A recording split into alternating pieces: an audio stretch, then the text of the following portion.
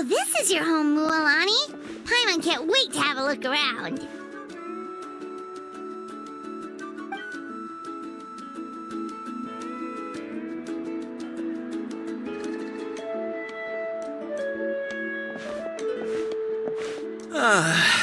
See? What did I tell you? A dip in the hot springs after a battle is just the best.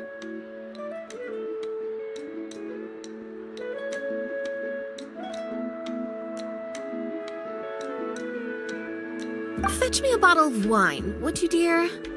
Just one? Let's get another. It's still early in the day, isn't it? Want to go to Golden Dust later? Now this is a vacation. Absolutely amazing. Wow, it's so lively around here. Is there some kind of holiday going on? We try to treat every day like a holiday around here. We believe every day is worth celebrating. Now, let me show you around. Where to start? Shochiqui Cattle Records, Kalumchi Plaza. Oh, there's so many options, but I recommend starting with the real highlight around here. The hot springs, of course. Natural hot springs have tons of health benefits. Go for a nice long soak and you're guaranteed a good night's sleep.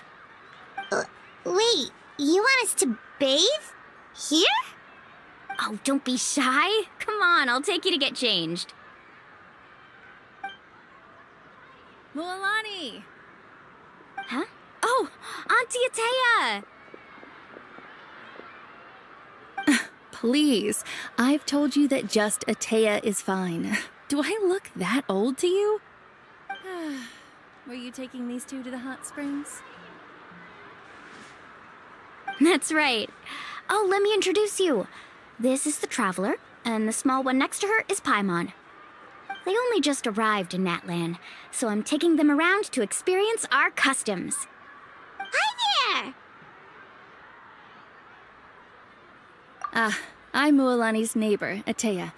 By the way, Mualani, I heard you lost to Kachina during the pilgrimage. Is that true? Yeah, I was this close to winning. Oh, definitely not the result I wanted, but still not too surprising. Kachina's always been strong. Anyway, it's all in the past. I'm gonna take these two for a dip in the hot springs. Talk to you later. Oh, wait. You'll need swimsuits first. I'm sure I can find you something lying around the shop. I'll go look. Hold it right there, young lady. Have you forgotten the rule about bathing in the hot springs? Rule? Oh, wait, you mean... There's a rule about bathing in the hot springs? That's right. Outlanders have to complete a trial at an artificial hot spring before they're allowed access to the natural ones. It's not nearly as scary as it sounds. Basically, natural hot springs have higher temperatures that not everyone can withstand. A few travelers have gotten scalded by the water in the past, so now we have an unwritten rule. All Outlanders need to adapt to the lower temperature artificial springs first. But seriously, Auntie Atea, do we have to be so strict? These two are formidable adventurers. I know they can handle it. Famous last words. The hot springs are not to be underestimated. You can never be too careful. Besides, the environment's been unstable lately.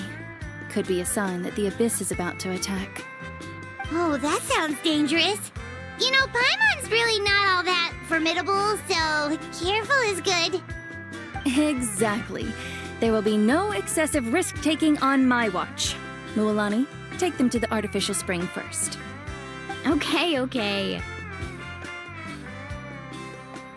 That's more like it. And don't try anything funny. I'm heading to the artificial spring in a bit, and if I don't see you there, your days of copping free meals at my place are done. Relax.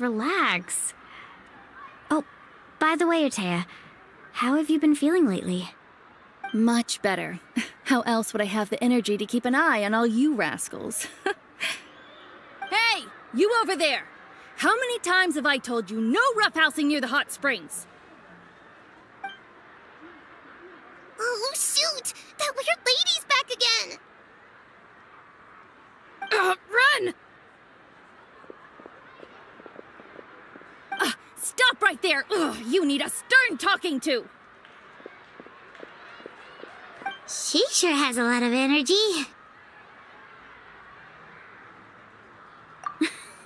She's a legend in our tribe. Everyone knows her. Back before I inherited my ancient name, she was one of Natlan's most renowned warriors, famous for her love of hot springs. In fact, she often threw parties at the hot springs.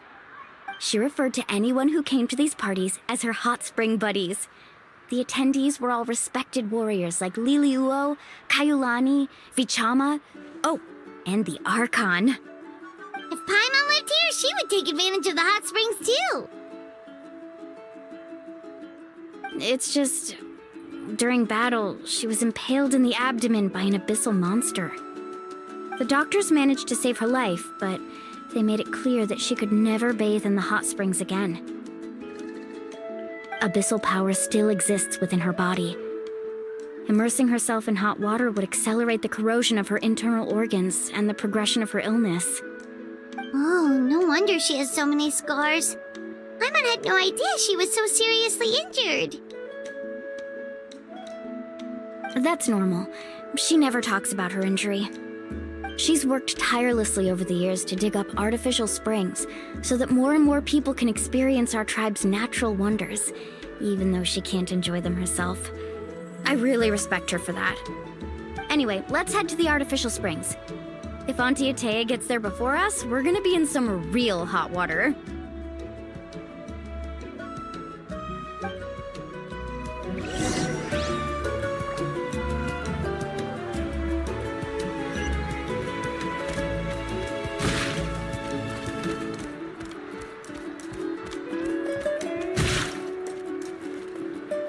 Oh, I see. That's a great idea. I like it. See, I told you the chief would agree. Well, let's get moving then. We can't let a word of this slip to anyone else. Hey, Amina, Hikaru, Marukao! You three seem particularly cheerful today. What's the occasion? Oh, Mulani, you're back. Who are these two? This is the Traveler and Paimon, two very important guests. I wanted to take them to the natural hot springs, but Auntie Atea caught us, so we had to come here first. Oh, what a coincidence. We were just talking about her. We think Auntie Atea's illness has taken a turn for the better. Really? How can you tell? Okay, so while you've been busy with the pilgrimage, we noticed that she's been visiting the hot springs alone at night. Yeah, specifically the hot springs in the cave to the north of our settlement. I'm sure you know the one. Apparently, she used to go there a lot before they became abandoned for some reason.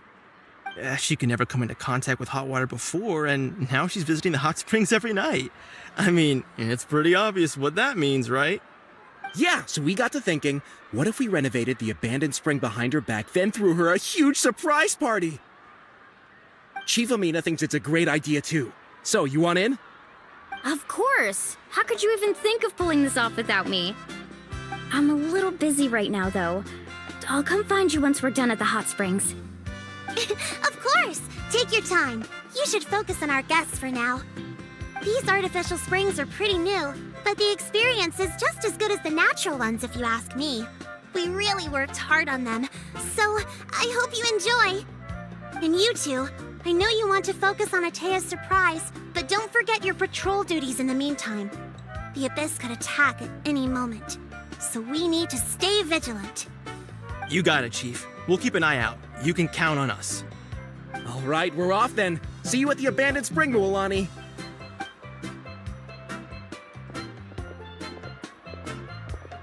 I'm also gonna head out. Have fun!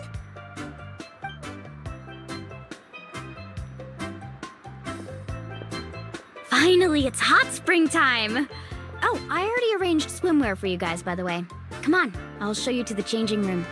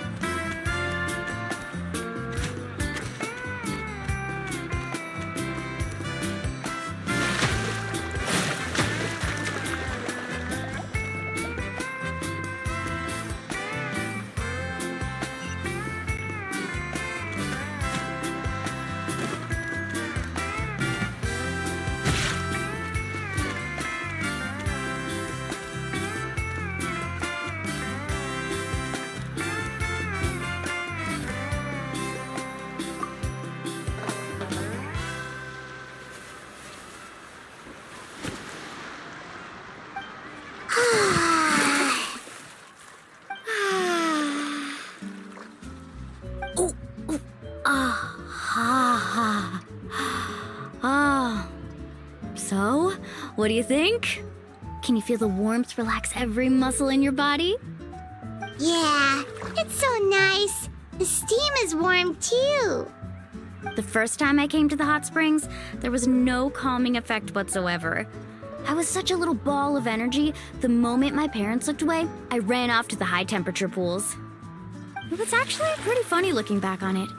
They were absolutely frantic, looking for me all over, until finally they saw my head slowly poke out from under the water. I was too young to remember the whole ordeal, but my parents told me all about it. A natural-born swimmer, my mother called me. Just like her, I taught myself how to dive underwater the first time I ever went swimming.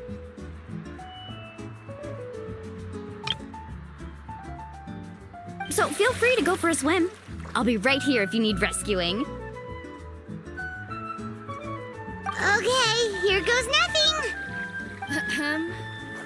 Auntie Atea, you really came to check on us? Of course. And I'm glad you listened. I brought you all some milk and snacks as well. I'll just leave them here. The temperature in the artificial springs isn't too high, so I went with Saurus crackers and grain fruit chips. See how you like them. Oh, thank you. These are great. Well, I did make them myself. Very few young people know how to truly appreciate hot springs, so listen carefully. The temperature of the hot spring not only determines the type of snacks you should choose, but also the amount of time you should spend in the water.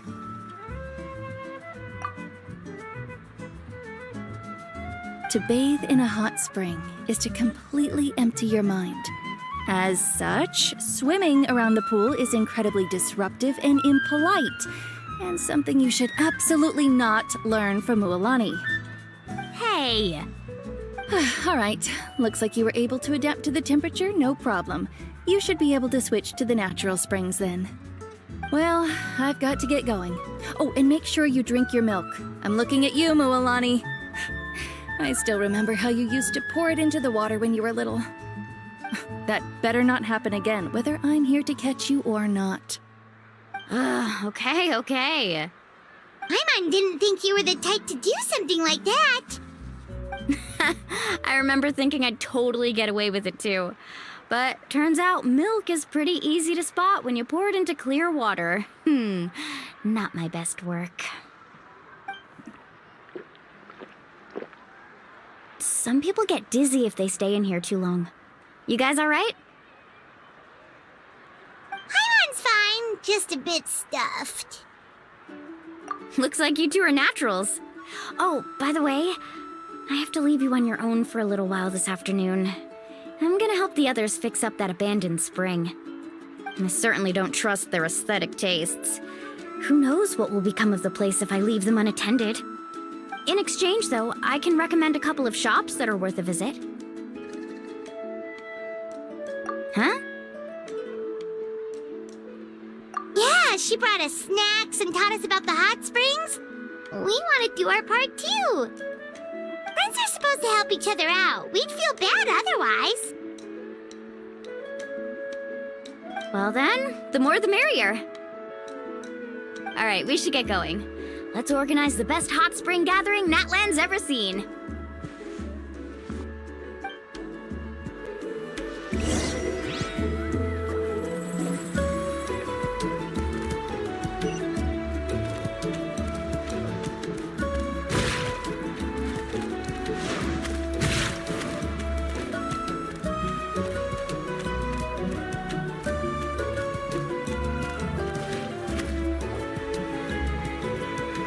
Mualani! Wait, you brought our guests too? We're here to help. But you're important guests. We can't put you to work. All right. Stop trying to out-polite each other, would you? The sooner we get this party started, the sooner we get to enjoy the real party. Now, where to start? Looks like the water outlet is blocked pretty bad. We'll need to dig under it. Ooh, those boxes in the corner need to be thrown out as well. Oh! they're moldy as all get out. Ugh. Also, someone needs to go out and get some cloth, wood, and decorations. Oh, and snacks too. I say we get enough for 20 or 30 people. Bulk purchases fetch the best prices after all. Oh, but don't just accept the first offer they give you. I'm not good at haggling. Why don't you go? Hey, I'm not any better, and I wouldn't even know what to buy. How about we handle things here while you three deal with the shopping? Yeah, that works too. I can introduce you to all the shops while we're at it. All right, let's meet back here later.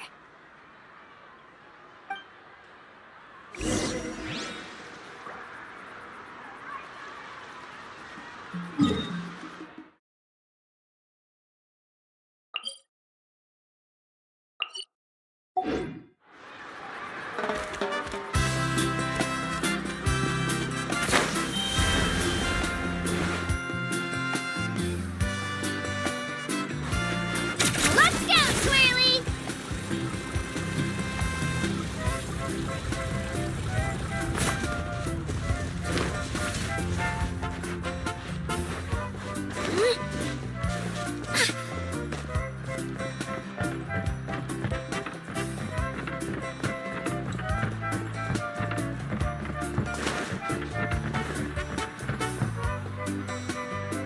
Hey there, Yellowfath. Hope business has been going well. Well, if it isn't Mualani, back from the pilgrimage? That's right. Didn't make the cut this year, though. Well, it wouldn't be a competition if everyone got to win. So what'll it be today? Here, it's all on the list. Quite a sizable order, as you can see. So, can we expect a discount? Wow, that is a large order. What's it all for? A party? That's right. Keep this between us for now, but we're throwing a hot spring party for Auntie Atea. Wait, you're saying she can go in the hot springs again? That's great news! How about this? You can have the decorations on the house, and I'll give you 20% off the cloth and wood. Come on, I know you can sweeten the deal. That pile of wood's been sitting there since I left for the pilgrimage.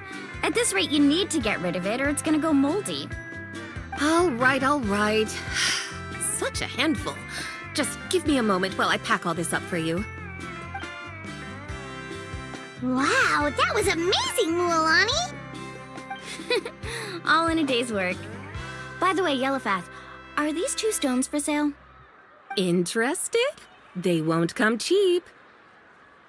I'm not planning to haggle this time, I promise. Package them separately, would you? Nope. Kachina likes shiny little trinkets, so whenever I come across something like that, I always buy it for her. I'll hold on to them for now. It'll be a nice little surprise for her when she returns victorious from battle. I'm sure she'll like it. All right, that should be everything. If you could just double check, make sure nothing's missing. Let me see. Huh? What's this crate of juice doing here? That's on the house. 7 years ago, when the Abyss attacked our tribe, Atea saved my brother's life. She never asked for anything in return, but I could never forget what she did for my family that day. So, send her my regards, would you? And have fun! Oh, we will. It's gonna be a party to remember. Thanks a lot, Yellowfath. Well, that's our shopping done. Let's head back.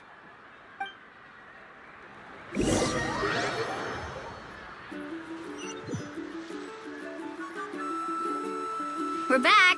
How's everything going? Wow, this place cleaned up nice. You got the water unblocked too. Good work. I would hope so. We spent all day clearing out debris from the bottom of the spring. Did you guys get everything? Oh, we brought back tons of stuff! We set it down near the cave entrance.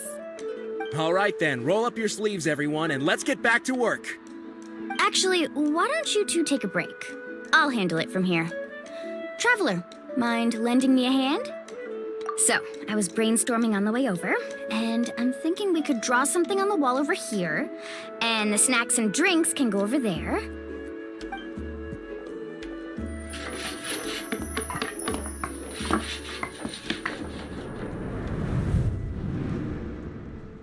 So, what do you think? Not bad, right? It looks amazing! Paimon had no idea you were such a great designer!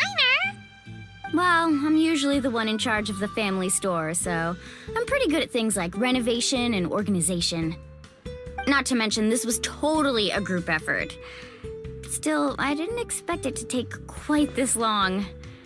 Guess it's too late to invite Auntie Atea over, huh? Yeah, tonight's definitely not gonna work. Chief Amina set up those patrols to guard against the Abyss, and Atea volunteered. So she's on watch tonight. I see. Well, guess the surprise will have to wait until tomorrow. This could actually be a good thing. She can relieve all the exhaustion of keeping watch all night by soaking in the hot spring. Ha! She's gonna love it. Well, let's call it a day then. Traveler, Paimon, you must be tired too. Come on, I'll take you to the inn.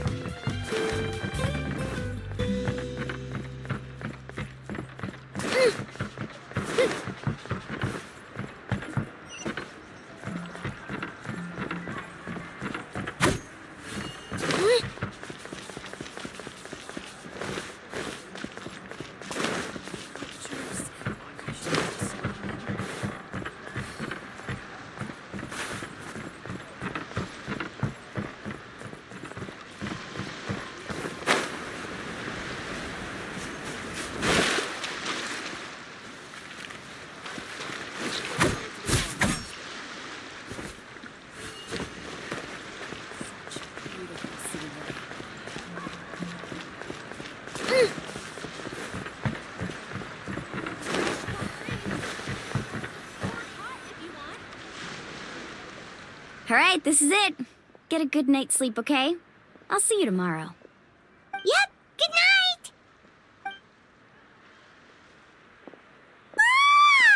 Paimon's exhausted. We really went all over the place today, didn't we? Anyway, we need to be well rested for the party tomorrow, so let's head inside.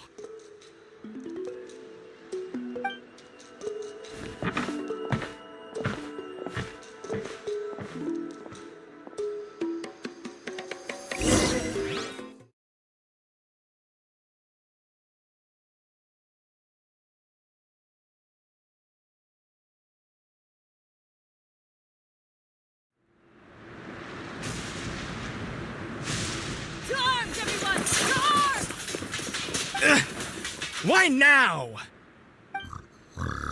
Hi? What's with all the noise? Traveler, Paimon, wake up! Mualani? What's going on? Where did all these monsters come from? It's the Abyss. Our patrols are trying to drive them back as we speak. Come with me. I'll take you somewhere safe. Mualani, a little help over here. We can't hold them back much longer. One moment. I'll be right there. Couldn't have said it better myself. Hang in there. We're here to help.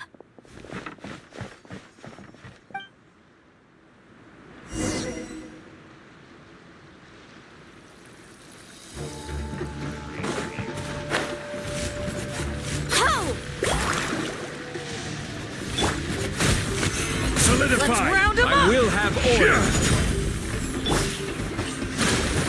The tide rises!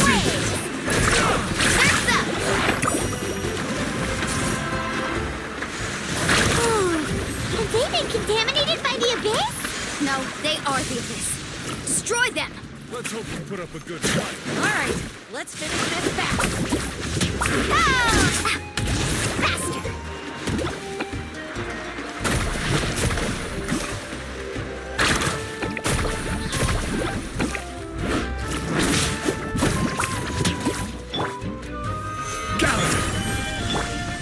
Rest and rebuild!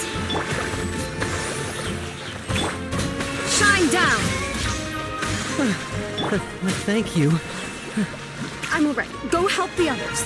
I almost died.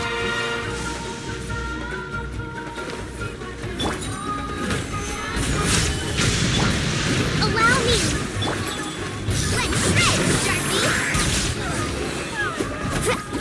Let's ride! We've cleared out most of the monsters over here. Thanks for your help. It would have taken me ages on my own. Looks like we're still in for a long night, though. We still have no idea where these creatures are coming from. Let's go ask Amina. She'll have a better handle on the situation.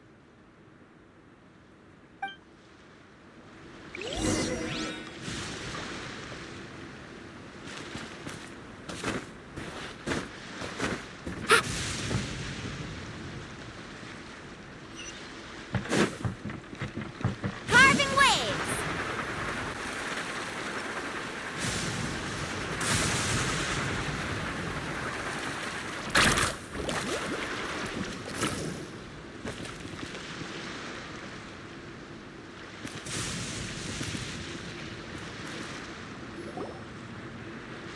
Amina! Oh, it's you three. Thank you for helping clear out those monsters. We were prepared for an attack, but we didn't have enough people to prevent them from breaking through our defenses. No casualties so far, though. Where'd they come from this time? The east side. We've pinpointed the position of an abyssal pylon, but we don't have enough manpower to take it down. An abyssal pylon? What's that? A kind of gate created by the Abyss. One that allows monsters from the Night Kingdom to enter the physical world. The only way to end the attack is to destroy the pylon as soon as possible. Otherwise, the endless hordes of monsters will exhaust our defenses. Exactly. That's what I'm most concerned about. Their numbers suggest there might even be multiple pylons in the area. We're searching for them as we speak. All right, we'll go seal off the one to the east. Traveler, Paimon, can I count on your help again? Of course! We can't just sit back and do nothing! On behalf of the people of the Springs, you have my thanks. We're counting on you. Let's go. There's no time to lose. Take care, Amina.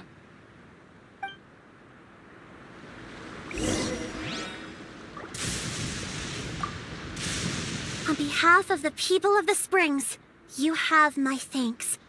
We're counting on you.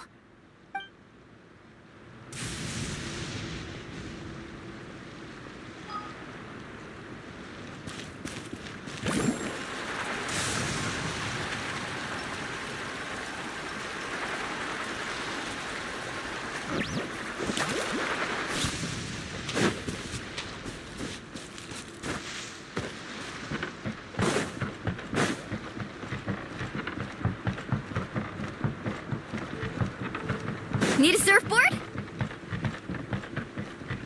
Lolani, is that the pylon? That's it, all right. Come on, let's get rid of this thing. Off we go. Order guide you. Come on! Show me your courage! Stabilize! Trust and rebuild! There is no escape. Out of the way or get blown away! The pylon! It's over there! Hurry!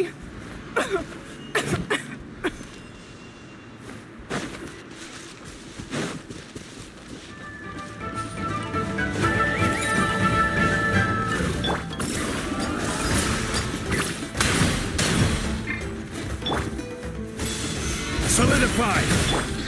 Hold the line! Torrent, let's review!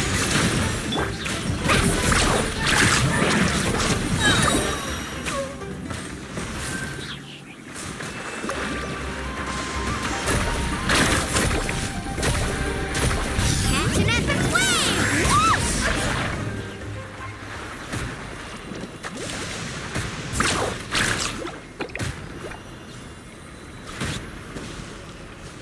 I will have order!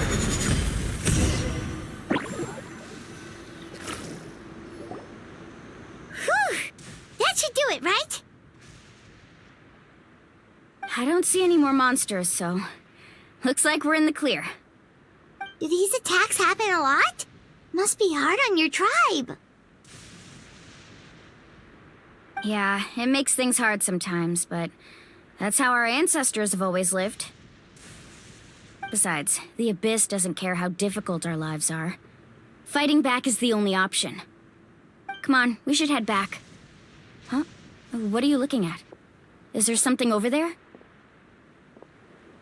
You're right. Mualani, look! They're coming from that direction! Wait, that area looks kind of familiar. What? How unlucky can we get? We just finished the renovations. We probably don't have any reinforcements over there, so it's up to us. Let's move! Huh? Seems like the monsters are decreasing in number. Come on, everyone, keep it up!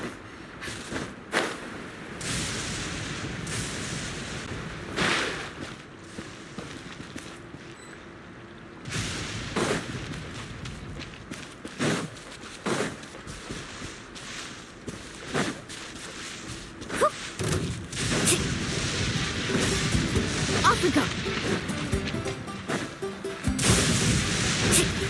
Need a surfboard? Clear the area!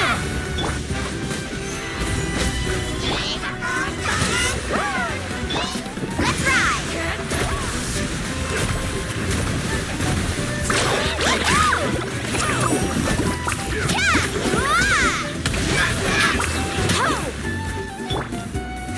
Stabilize!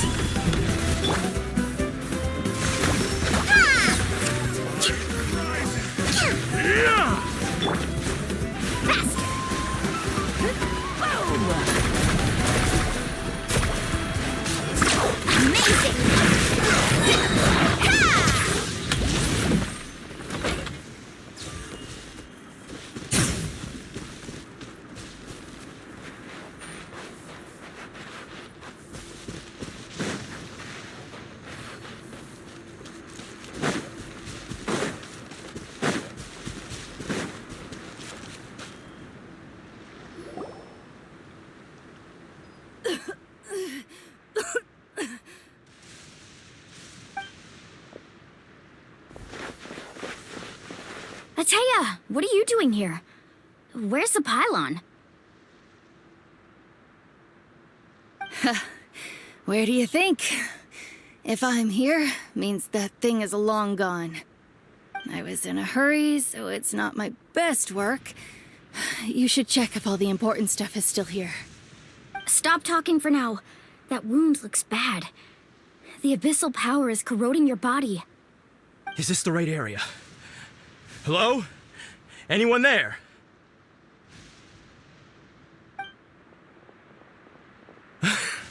Mulani and Ateya, what's going on? We were told the second pylon was over here. Ateya took care of it, but she's injured. Quick, someone get a doctor! All right, stop fussing. Don't you think I know my own limits? The main thing is they didn't destroy anything. This is a beautiful hot spring, by the way. I can tell how much work you put into it. Wait, no! This was meant to be a surprise. For me, right? I know.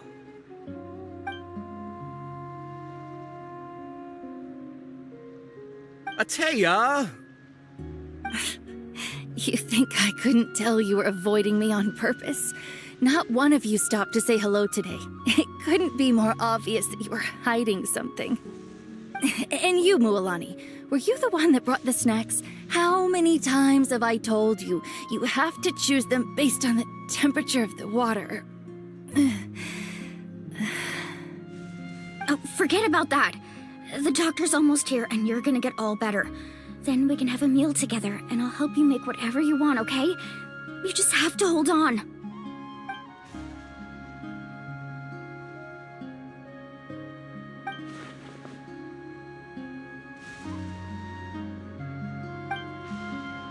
The impurities and the elemental energy we embody repel each other.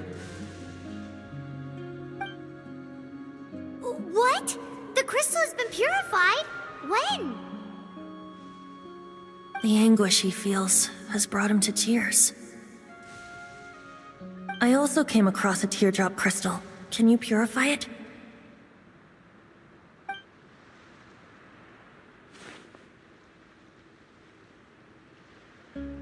Atea! Atea! Wait, what do you mean?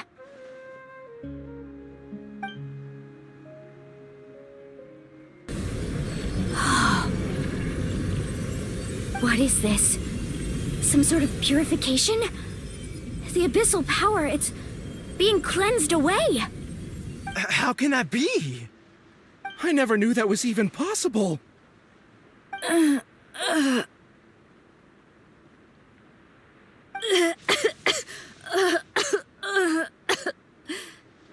Atea!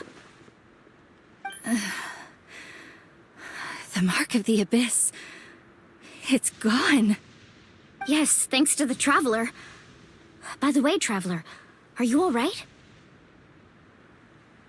I just saw you purify abyssal power from Atea's body. That didn't injure you in any way, did it?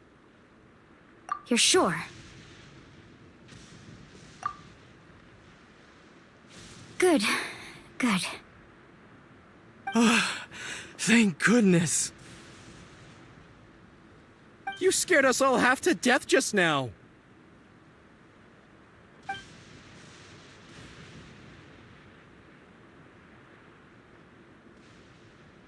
All right, everyone, head back and get some rest.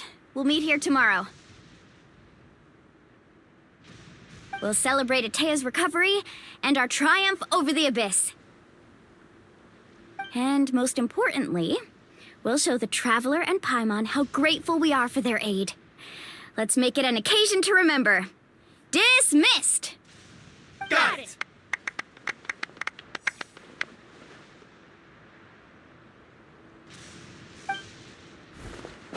Got any other secret powers I should know about? But seriously, you really came through for us tonight, so thank you. Paimon almost forgot you had that ability. You used it back in Mondstadt to cleanse Dvalin's tears, didn't you? That was some quick thinking, Traveler. Huh? You look like something's bothering you. What's wrong?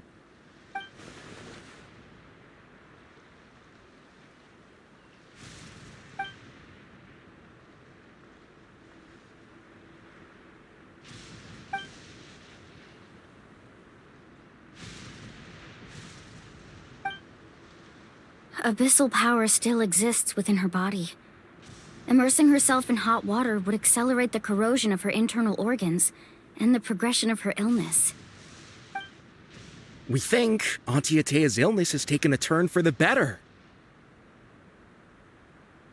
She could never come into contact with hot water before, and now she's visiting the hot springs every night. I mean, it's pretty obvious what that means, right?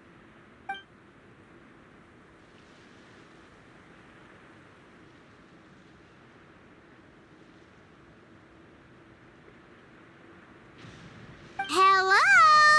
Traveler? Maybe you can zone out some other time because Paimon can barely keep her eyes open. Let's head back for now.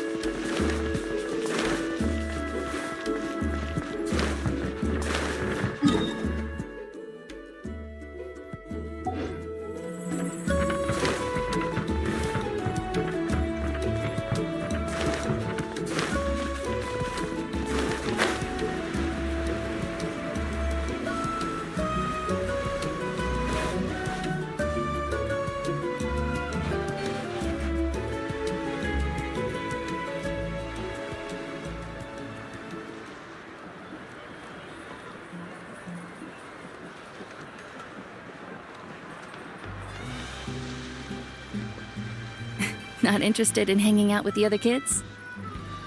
Snacks not to your taste? Hot spring temperature too high? None of the above, huh? I heard you were the one who cleansed the abyssal power yesterday. You sensed it, didn't you? I was hoping to keep it a secret for a few more days. Didn't want to ruin the celebrations and all. But looks like it was no use. Hey, kid! Who, me? Yes, you. Come on. Let's go for a walk.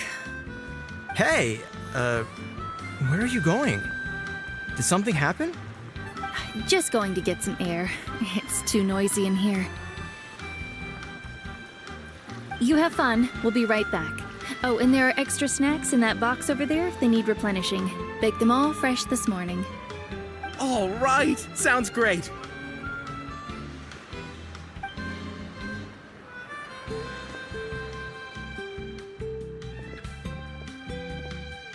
Mualani. Yeah? You've gotten so tall. You know that. Feels like just yesterday you were that rambunctious kid causing trouble all around the hot springs. It's like all that time passed in the blink of an eye. Tell me, how are your parents? They're away on business. Seriously, Atea, what's going on? You're acting strange. Traveler, did something happen? Both of you seem a little off today.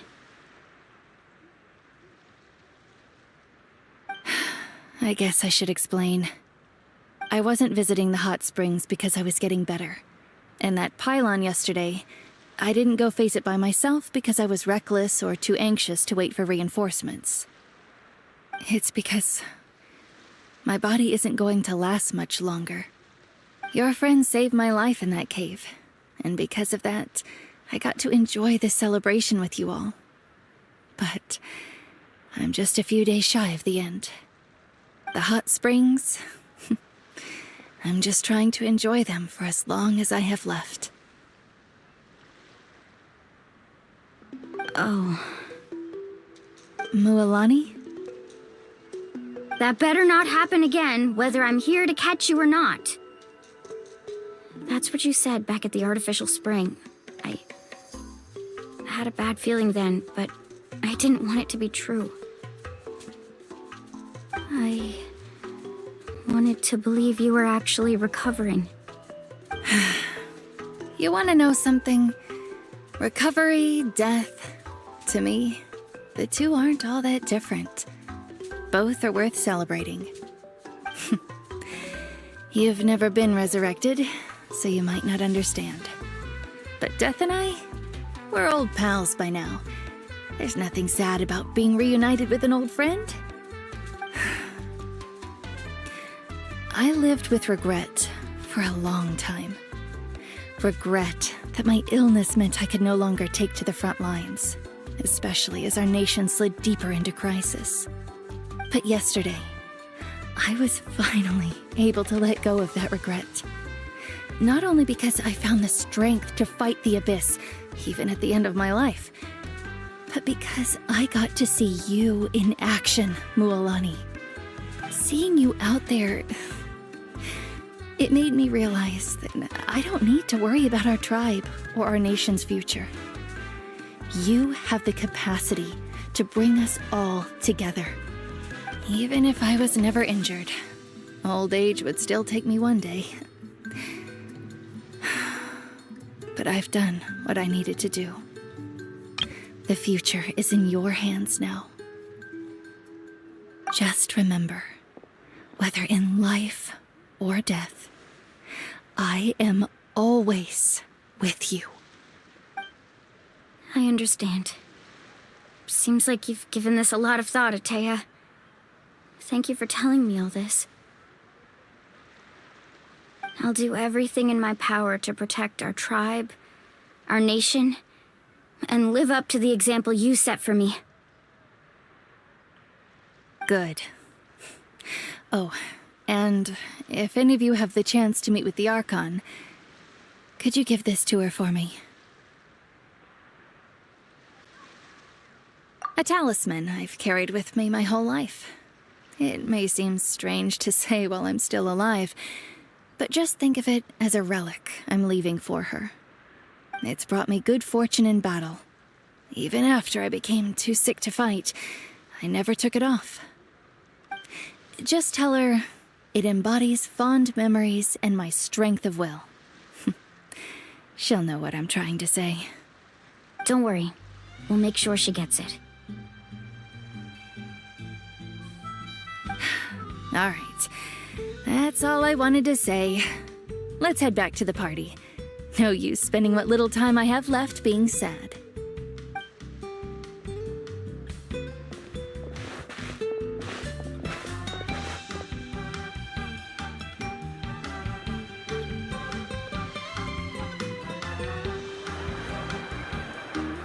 Traveler, Atea, Mualani!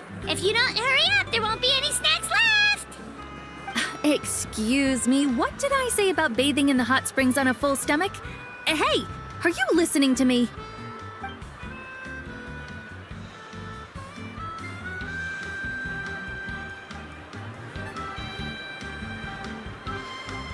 Life is a journey in which there's no turning back. So forge ahead and don't hold back.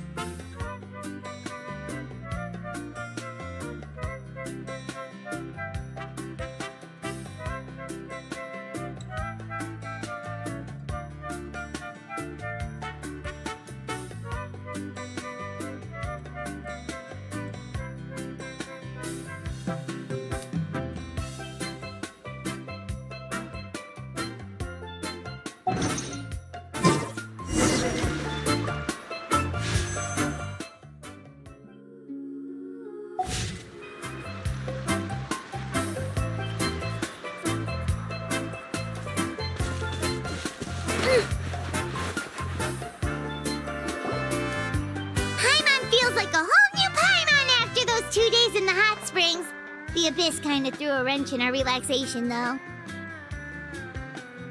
Still, spending time here really has felt like a vacation. The Kaholasaurs are so nice and so fun to play with. Their bellies are super bouncy. Oh, and Atea's snacks were so delicious. She gave Paimon some for the road just this morning, actually. Yelling at some kids who got caught throwing stones in the hot springs, so not much has changed since we first met her.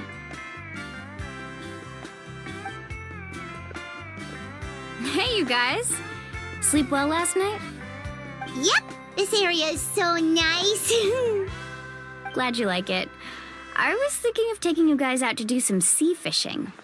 Later tonight, we can eat whatever we catch. Fresh fish is absolutely delicious right off the grill. Hey, Mualani! Yeah? What do you need?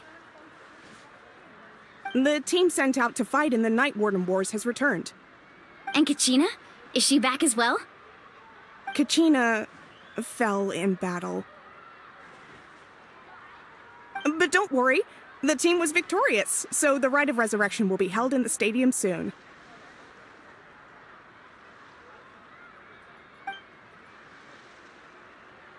That's a relief. The Abyss is cunning, and it was her first time. Mistakes are bound to happen. Exactly. She deserves to hold her head up high. All right, thanks for letting me know. We'll head out in a bit. Geez, she sounded a little anxious there. Had me thinking it was bad news for a moment. Mualani, you said the Abyss was cunning just now, but it seems like the Abyss just wants to destroy everything. Like, think about all those monsters that attacked your tribe. If there really was some sort of cunning plan, wouldn't it make more sense to send them to attack Kachina and her small team? Not that Paimon wants them to be in any more danger, it's just... Relax, I get it. The Abyss is difficult to understand, that's for sure. At a glance, it certainly seems like the only goal is total destruction. The Abyss isn't a living entity after all, so what capacity for logic or planning could it possibly possess? But through our long history of fighting the Abyss, we've realized things aren't quite so simple. 500 years ago, the Abyss invaded Teyvat. You know about that, right? That's right. Conria suffered greatly during that time. But so did every other nation in Teyvat. And Natlan was the worst affected of all. It took the combined efforts of the then Pyro Archon and heroes from every tribe to finally repel the Abyss. Even so, the effects of the invasion lingered for hundreds of years, only able to be reversed little by little. Our tribe's waters were contaminated. The Children of Echo's territory was overrun by dangerous sludge surging from underground. Unrelenting black winds tore across the lands of the Flower Feather clan. It was like each disaster was designed for a specific tribe. Exactly. We once thought that the Abyss's desire for destruction was a sort of primal instinct, but its methods are, in truth, marked by intelligence. We now believe the Abyss has invaded the Night Kingdom, and has the capacity to read the memories of this land at any given moment. And that's how it became so dangerous and cunning. Almost like it knows you inside and out. Yes, and that's why we've been unable to fully eradicate it, even after all this time. Luckily, the problems left behind by the Abyss have been successfully addressed by the various Pyro Archons we've had over the years. Now every tribe is prospering and things are looking up. I mean, just look at what we managed to do a few days ago. We totally fought them off.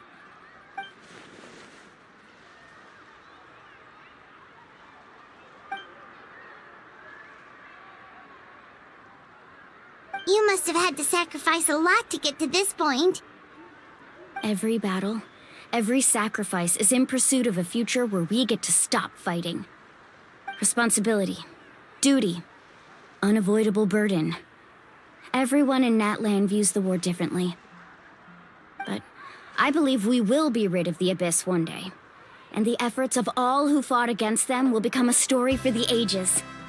To think that my name could survive in ballads passed down to future generations, it's kind of romantic. Everyone has something that drives them forward, you know? We have to.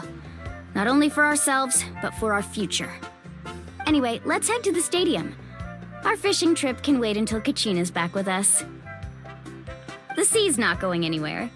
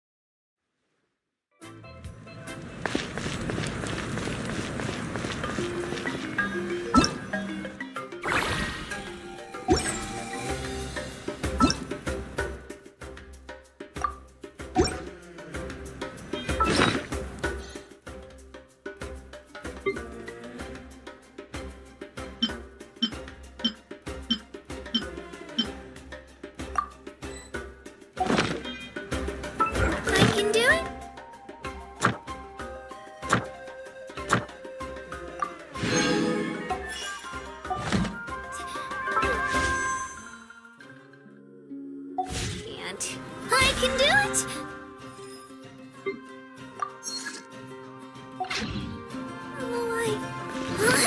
It's fine.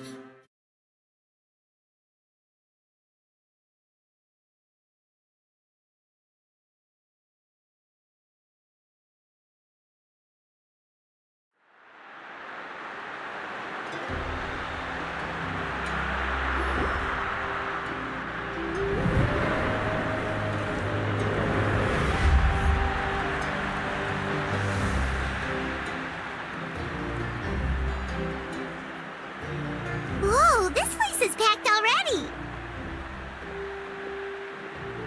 Of course. No one's gonna miss out on the chance to welcome our heroes back from battle. It's their moment of glory. Kachina's gonna be so flustered. She's never had this many eyes on her before.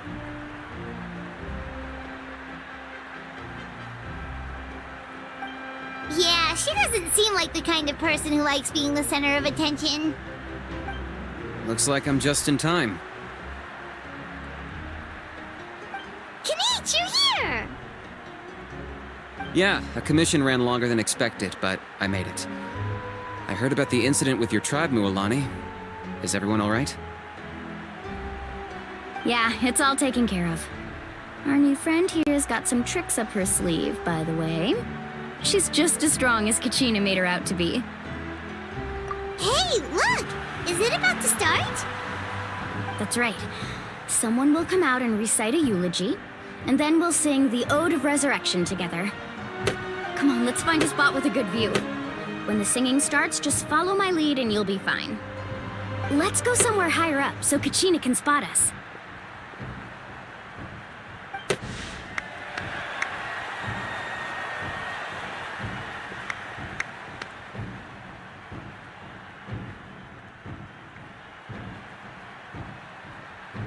Warriors of Natlan, heed the call of life. We are the inheritors of memory and legend. Those who grew alongside sun and wind. Those who forged our own destiny and future. That is Natlan's fire, the lifeblood of our nation.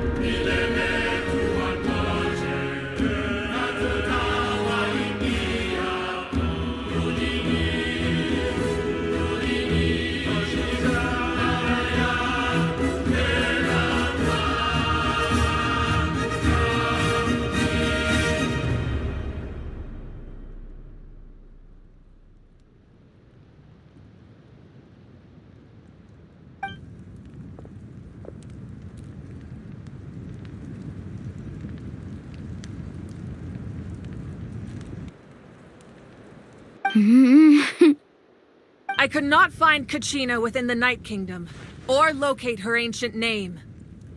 What? What does that even mean?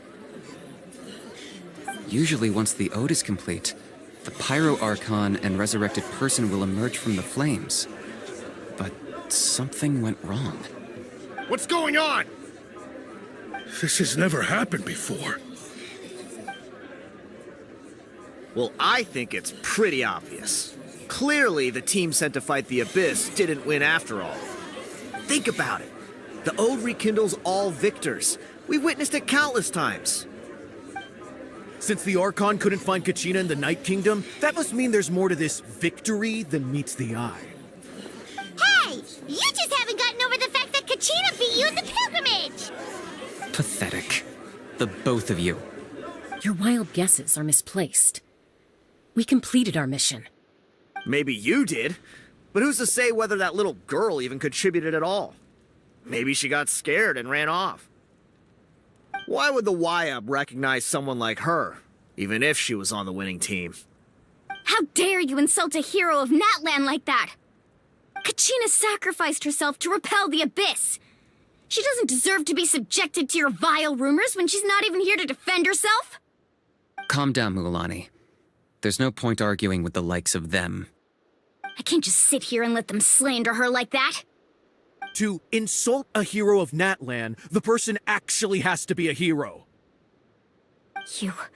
You... Think about it, everyone. Who do you think is really at fault here? A girl who never should have even gone to war? Or the great Pyro Archon? Why would the rules of our nation suddenly stop working? That's true. If she wasn't revived, it must mean she failed to achieve victory. Maybe the YUB interpret victory in different ways? I mean, that girl didn't look all that strong to me.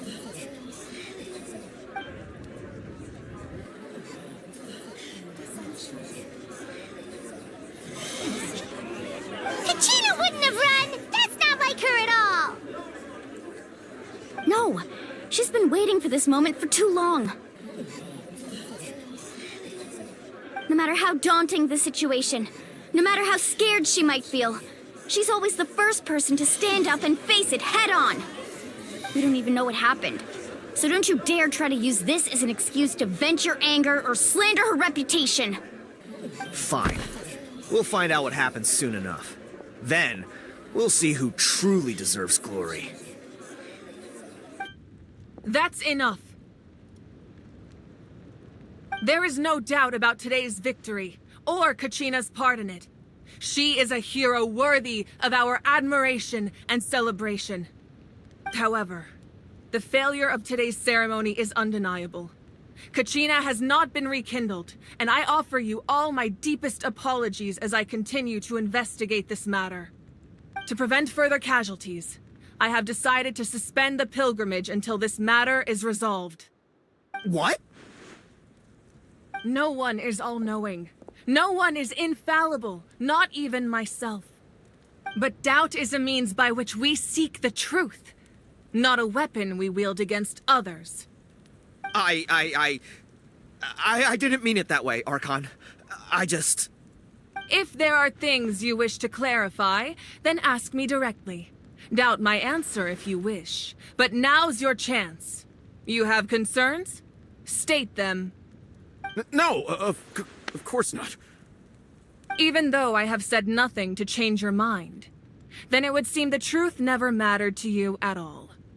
That guy doesn't even have the courage to answer the Pyro Archon's question. So much for all that glory talk earlier. I have a question, Archon. My friend Kachina. Do you have any idea where she is? It's extremely important to me. I know you said you were investigating the situation, but I'm sorry, that's not enough. I've already shared everything I know. If you want to learn the truth and rescue your friend sooner, you should join the investigation. So, what do you say? Of course I'll join. In that case, come see me in the speaker's chamber. We should join them. Oh, and if it's not too much trouble, could you drop by as well, Traveler? I'd like to have a chat. Rest assured, everyone, I'll keep the tribal chiefs informed on the progress of the investigation. Once again, I apologize for the outcome of this ceremony. If there are no further questions, let's part for now. Did she just ask us to come along? I believe she did. Let's go. I'd like to know what's going on myself.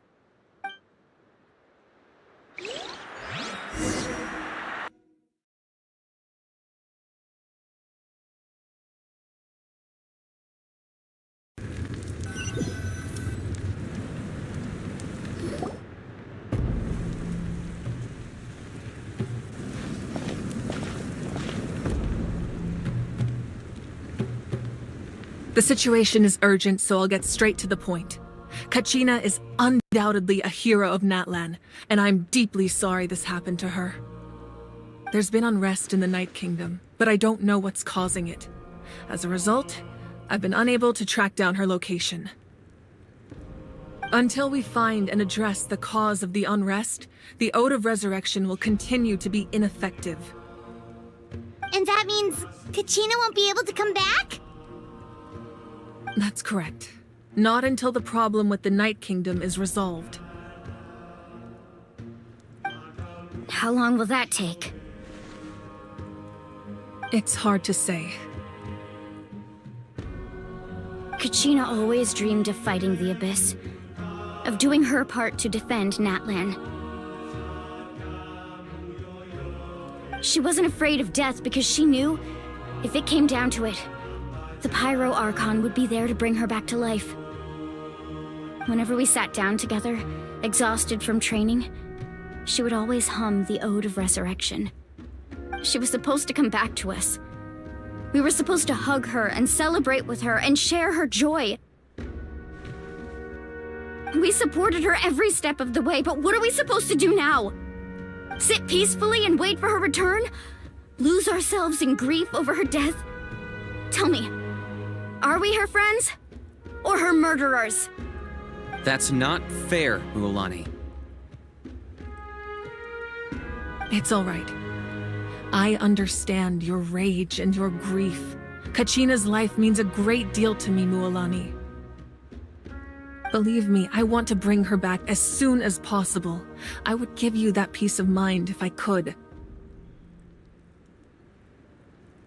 But please, hear what I have to say so I can at least give you a broader picture of the issue we are now facing. Considering the recent attack on your tribe, I believe the Abyss has found a new means of undermining the rules of our nation. You mean... The Sacred Flame. The foundation of our resistance against the Abyss. If we continue to hold the pilgrimage and send teams to fight the Abyss, there will likely be more casualties. But if we stop altogether, the Sacred Flame will only grow weaker. The Abyss will scale up their attacks, and the tragedy we saw with the people of the Springs will only be the first of many. If we compare the two choices, the former seems to be the lesser of two evils. Sorry, I know that may sound harsh, but I bear the name Malipo. Weighing the costs is my duty. The raw truth can be cruel. But we need to understand it if we want to approach this rationally. But what would you say, Mualani? This is personal for you. And unlike Kanich, I dare say it's not a simple case of weighing up which course of action is less painful, is it?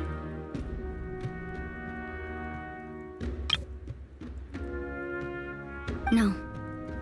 I can't choose between them, and I don't want to.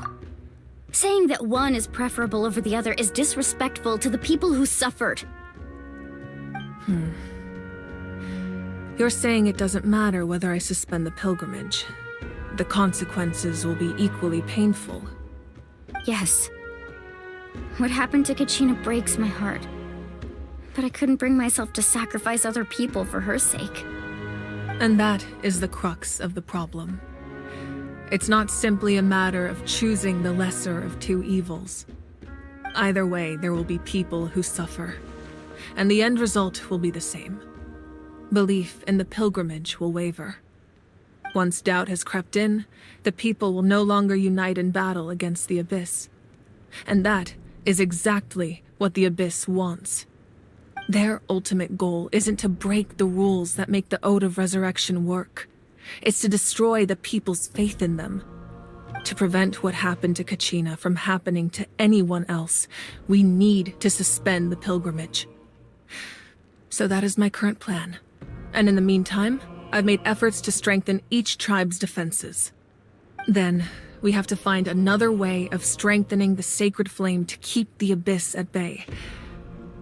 This won't be easy. I'll need time to figure out the best approach.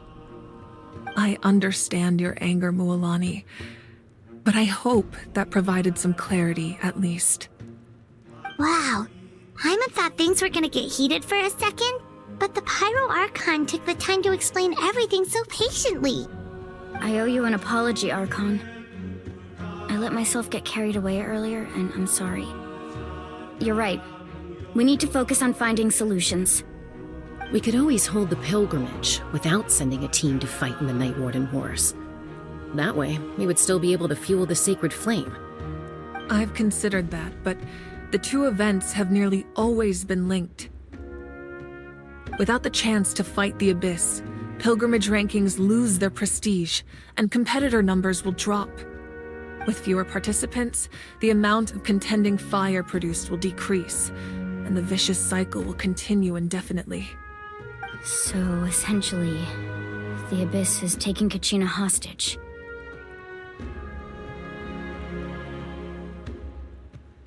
You've learned about the concept of ley lines during your travels, yes? The Night Kingdom is something similar. Staying there for a short period of time shouldn't have an effect on the person. But with the Abyss in the picture, it's a different story. Your sense of self will be devoured until eventually you become one with the sea of souls. Imagine pouring a cup of water into a rushing river.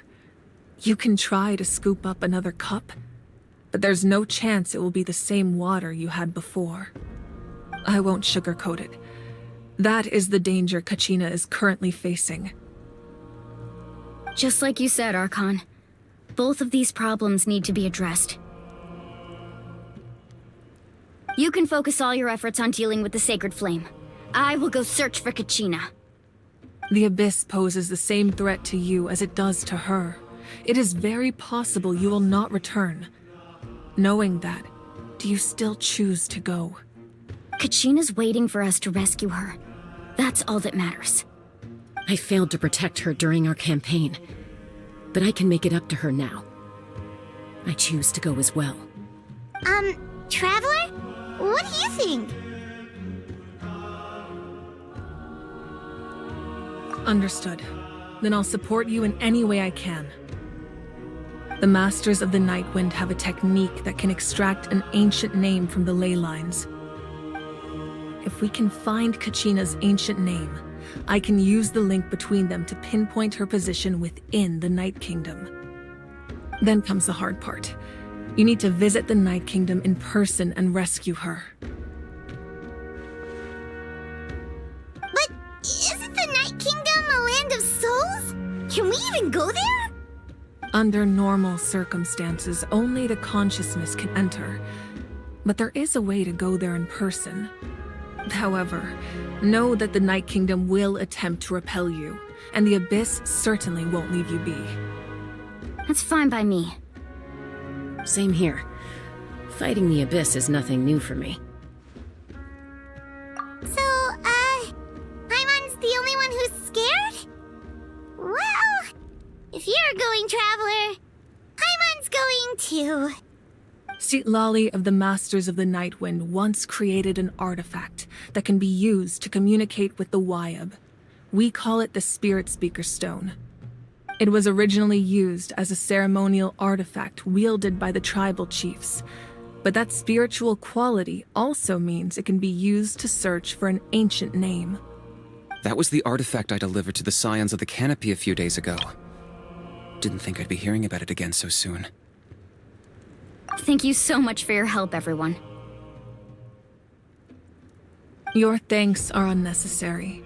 I will offer you whatever aid I can, but your fellowship and courage are what will truly decide the success of this operation. Besides, you're the ones helping me. I can only focus on one thing at a time, after all.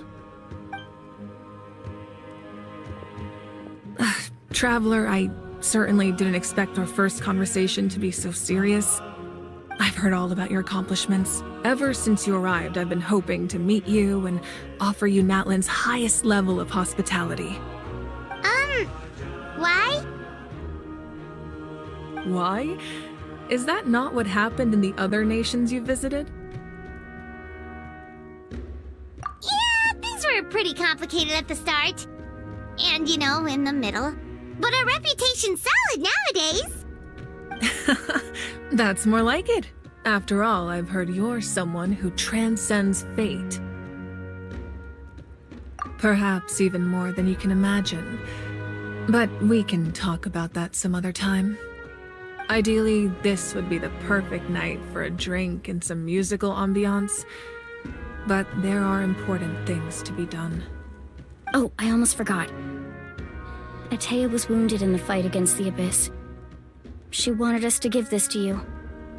It embodies fond memories and my strength of will. That's what she asked us to tell you. She said you'd know what that means. I didn't think this day would come so soon. The flames of her life force. I can feel them flowing within the talisman. If things were different, the two of us could have enjoyed the hot springs together while she gave this to me in person. We're supposed to be hot spring buddies after all. But don't worry. This talisman means a great deal to me. I'll take good care of it, and once this is all over, I'll pay Atea a visit.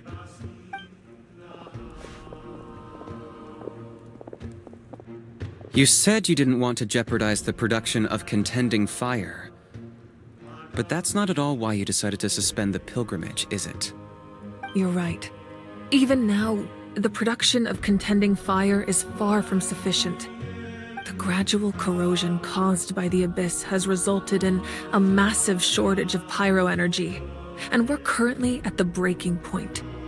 As things stand, the pilgrimage is a lost cause. Suspending it allows us to save our strength to defend the tribes. The Abyss has brought catastrophe to Natlan, and Kachina's disappearance in the Night Kingdom is a direct consequence of that. We can't let the general public know that. No. If the public learned that Natlan's destruction was close at hand, there would be immense panic. But if I said nothing at all, they would have continued to question the integrity of Natlan's heroes. Another simple choice. The latter was clearly the better solution. But you chose otherwise. I have never subscribed to the belief that the right choice is the one with the fewest sacrifices. Let's go. There's still a way for the sacred flame to last a little longer. You mean? Yes. Come with me.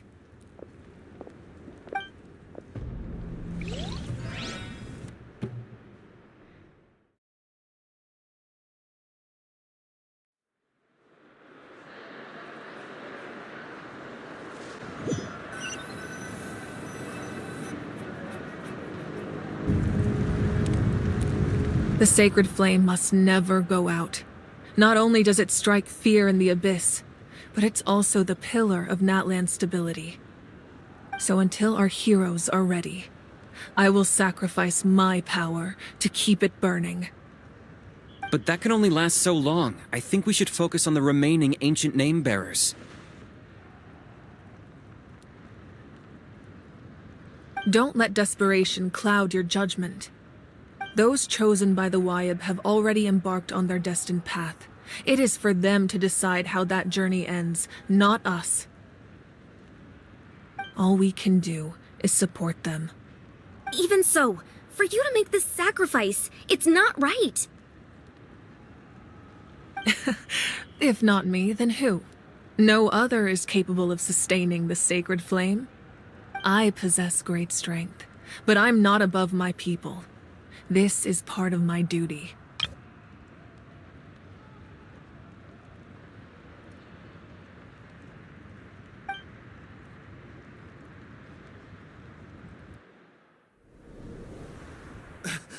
Archon! It's the Fatui!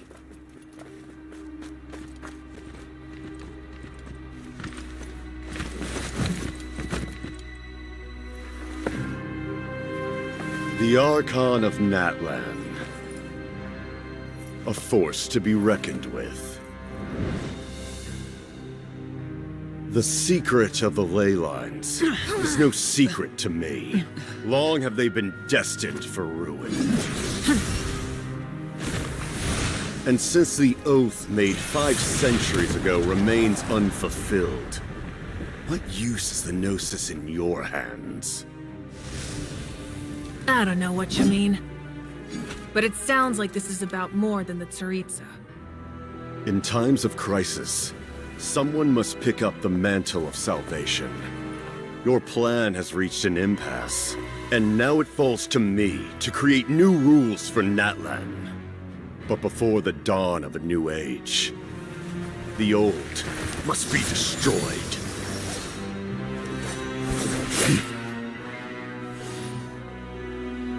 I assume that's the end of your speech? Good. People like us. Let our blades do the talking!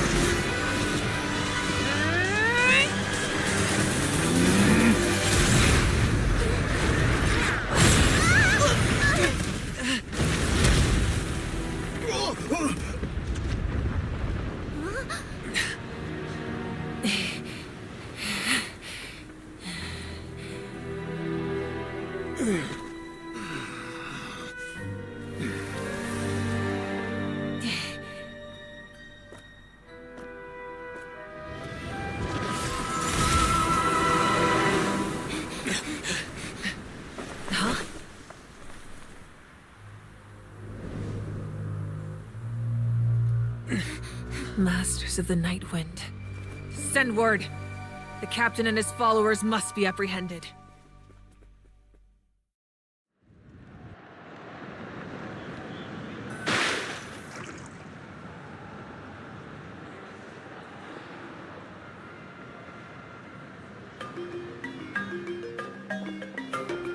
Are you all right, Archon?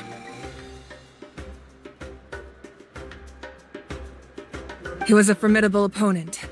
Exactly what I would expect from the first of the Fatui Harbingers. I never imagined someone could match you in combat. If the Tsaritsa sent him here, why would he bring up what happened 5 centuries ago? Yeah. And how much does he know about Natlan? The Harbingers are all driven by their own personal goals. The only purpose that unites them is collecting the Gnosis. But I'm sure the captain has his own reasons for being here as well. Whatever his motive, we should shift our focus to the Fatui. If they attack again, and we're not prepared, we're done for. No, we're running out of time. The wound I inflicted should hold him back and weaken him for the time being. Besides, I'm sure you noticed. The power that came to his rescue just now came from the Masters of the Night Wind. In other words, there are traitors among us. Not necessarily. This could prove to be a very valuable turn of events. When we exchanged final blows, I sensed an unusual presence within him. I'll need to investigate further. Kenichi, Go to the Masters of the Night Wind and look into who could have aided the captain. Speak to Seat Lali. She should know. Of course, I'll head out right now. Do you still intend to... Yes, but fear not.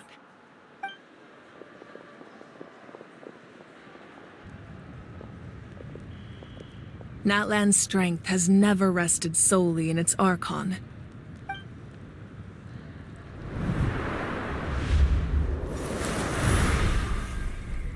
Together we foresaw the only path that leads to our nation's future. We must trust in that vision now.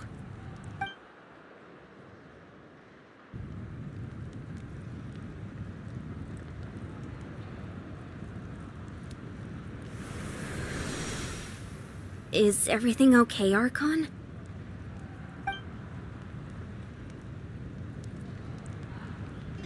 Completely fine. Just lamenting the fact that I never got a picture when I could still turn my hair into flames. Too late now. I just hope the others have a safe journey.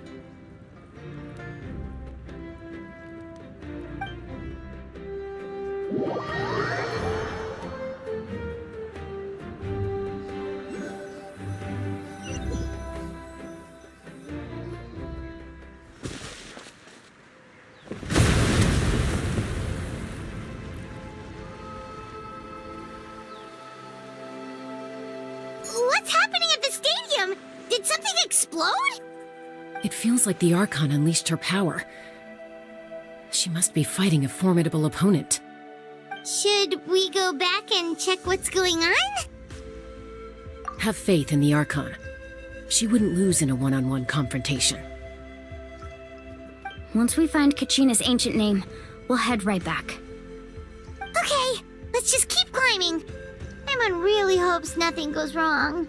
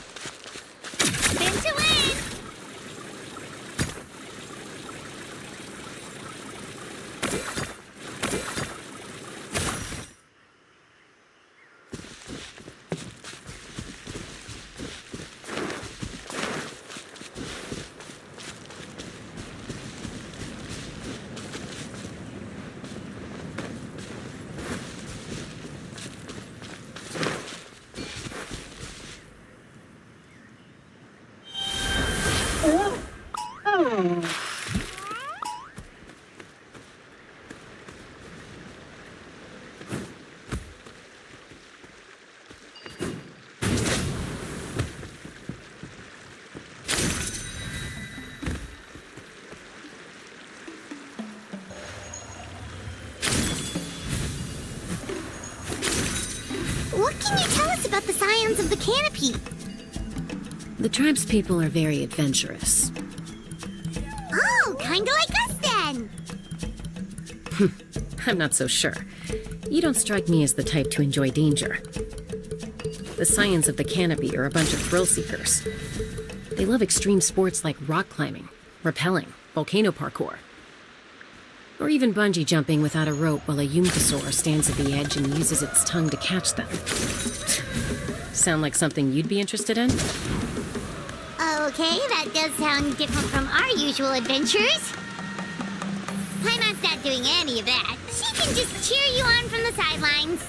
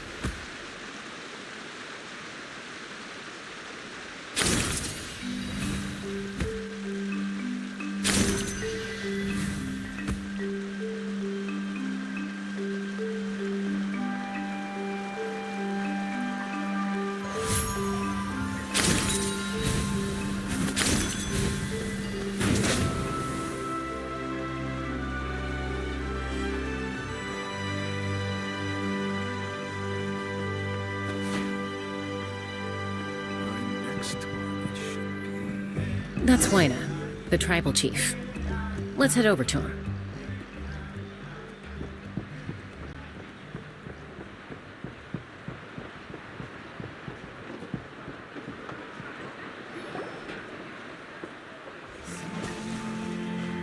Chaska. Nice to see you again, Wyna. I'm afraid we don't have time for pleasantries, so I'll get right to it. We're here for the Spirit Speaker Stone. Whoa, hold on a second. At least tell me why you need it first. My friend Kachina is trapped within the Night Kingdom. We need the stone to find her ancient name and rescue her. Rescue her? From the Night Kingdom? That's right. I'm sorry, but someone needs to tell you what you don't want to hear. Going there, a mature warrior would never make such a foolish decision.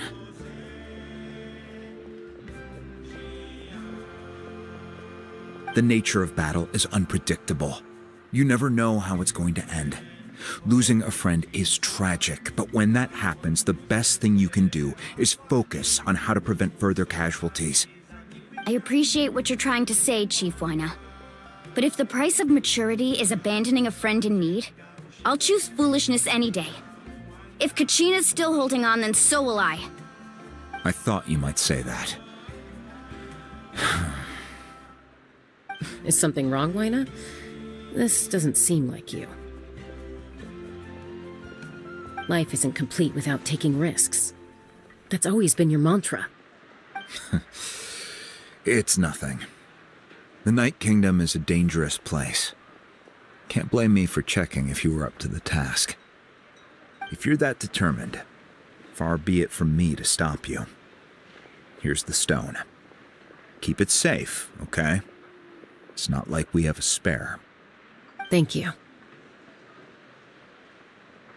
Huh. Seems like you two go way back. But aren't you from the Flower Feather Clan, Chaska? Oh, Chaska's a peacekeeper, so she's famous throughout the tribes. She's always the one people call to resolve conflicts, so we slowly got to know each other that way. Her younger sister Quichi's always hanging around our tribe, too. She's helped us out a lot in the past.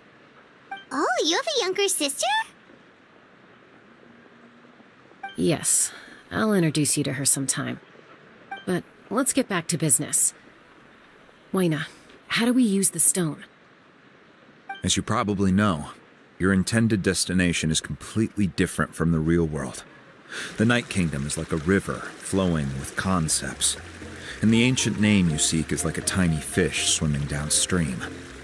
In that sense, the stone is like a fishing boat drifting down the river, but the boat alone isn't enough. You need a fisherman experienced enough to steer it in the right direction. We couldn't do that ourselves? With a little practice, I'm sure you could. You have the strength and the talent.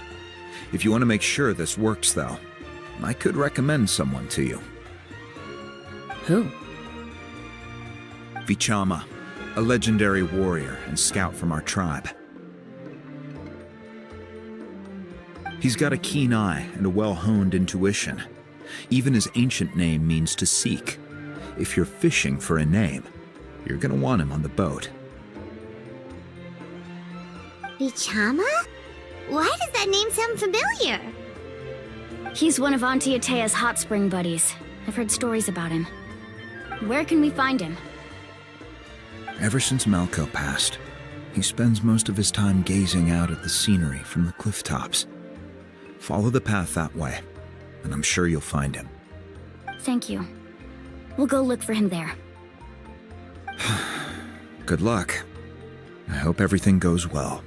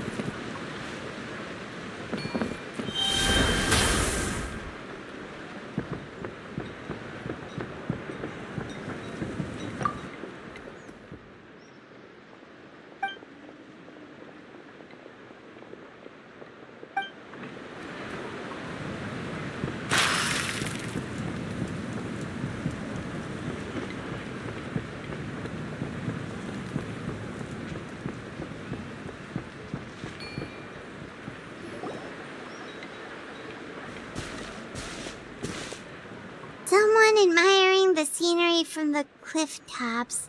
Ah! That must be him! Hello there, are you Vichama? That's me. Did you need something?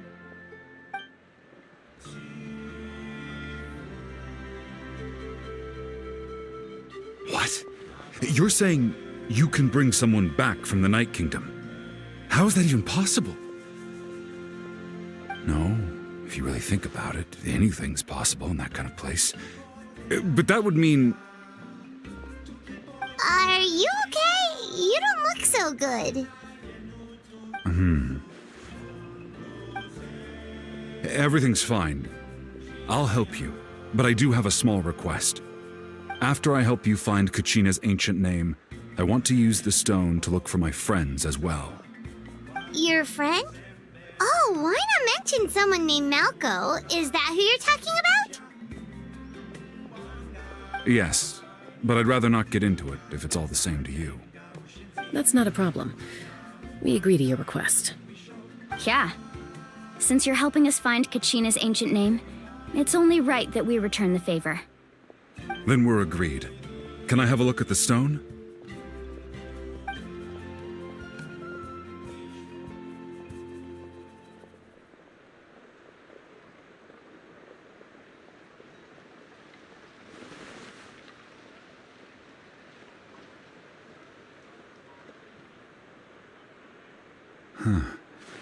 I see. From what I can tell, it functions almost like an abyssal pylon. Both connect the Night Kingdom to the living world. Once the connection is established, the abyss will come surging through the opening like a predator honing in on the scent of blood. So we have to be sure not to use it in a tribal settlement. Wow, you got all that just from looking at it? I just picked up on the basics, really. I still have no idea why it works. You said someone named Sitlali invented this. They must be a genius. I'll go find an open area and start setting things up. In the meantime, I need you to get 2 things for me. We'll go right away. What do you need? First, I'll need some hook ropes. Pretty much every store around here carries them, so no need to go anywhere special. Oh, and I need to build a net out of them, so make sure you get a good amount. Wait, are you saying you're going to use a real net to catch Kachina's ancient name? How does that work when one's tangible and one's not? By creating something tangible in our world, like a net, we can create a connection to a corresponding concept in the Night Kingdom. Basically, I'm going to use the concept of a net to catch something equally intangible, an ancient name. Oh, I see. What about the second thing you needed? Right. I need 2 chunks of obsidian. Once we bring the ancient names into our world, we'll need a place to store them. Normally, you can only get obsidian from the Children of Echoes, but I heard there's a traveling merchant from that tribe around here somewhere, so maybe you can try your luck there. Gotcha! Alright, let's split up. See that clearing? Let's meet over there when you're done. Oh, and you can send someone with me if you want. In case you're worried I might take the stone for myself. What do you think, Chaska? There's no need. Lena spoke highly of you. That means you're trustworthy. I appreciate it, even though that doesn't mean much to me anymore. Anyway, It'll take some time to set everything up, so no need to rush. I'll see you in a bit.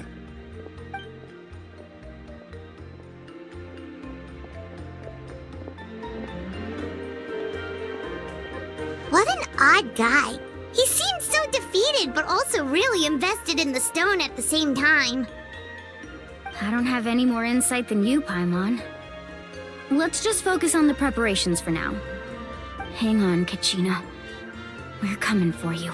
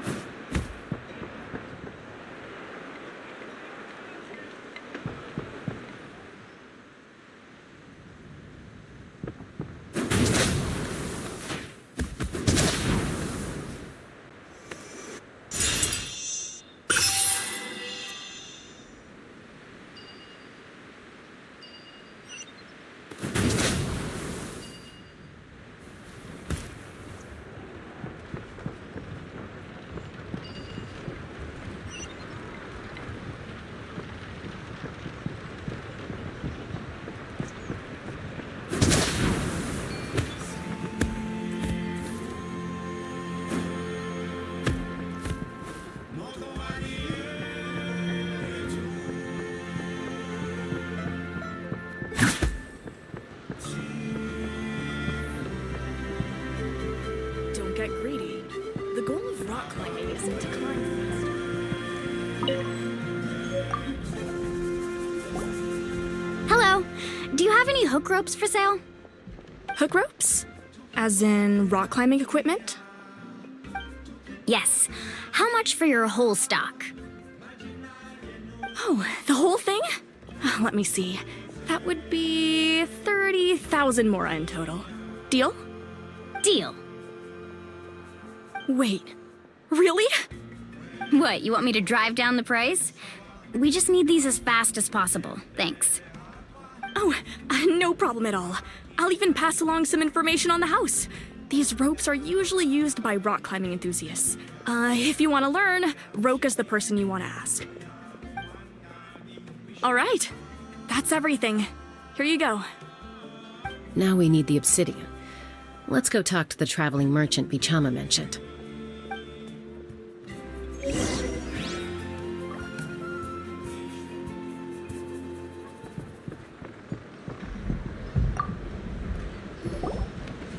Excuse me, do you sell obsidian? Why, yes. I've got a chunk for sale right over there. Perfect. Is that the only one, though? We actually need two. That might be tough. Tell you what, I'll take a look through these boxes over here, and we'll see what we can find. Thank you so much. We'll wait here.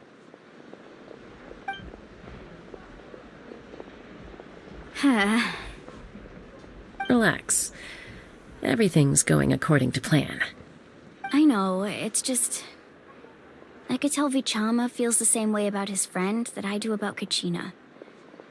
I hope this chunk of obsidian isn't the only one. Kachina always carries all sorts of shiny stones with her.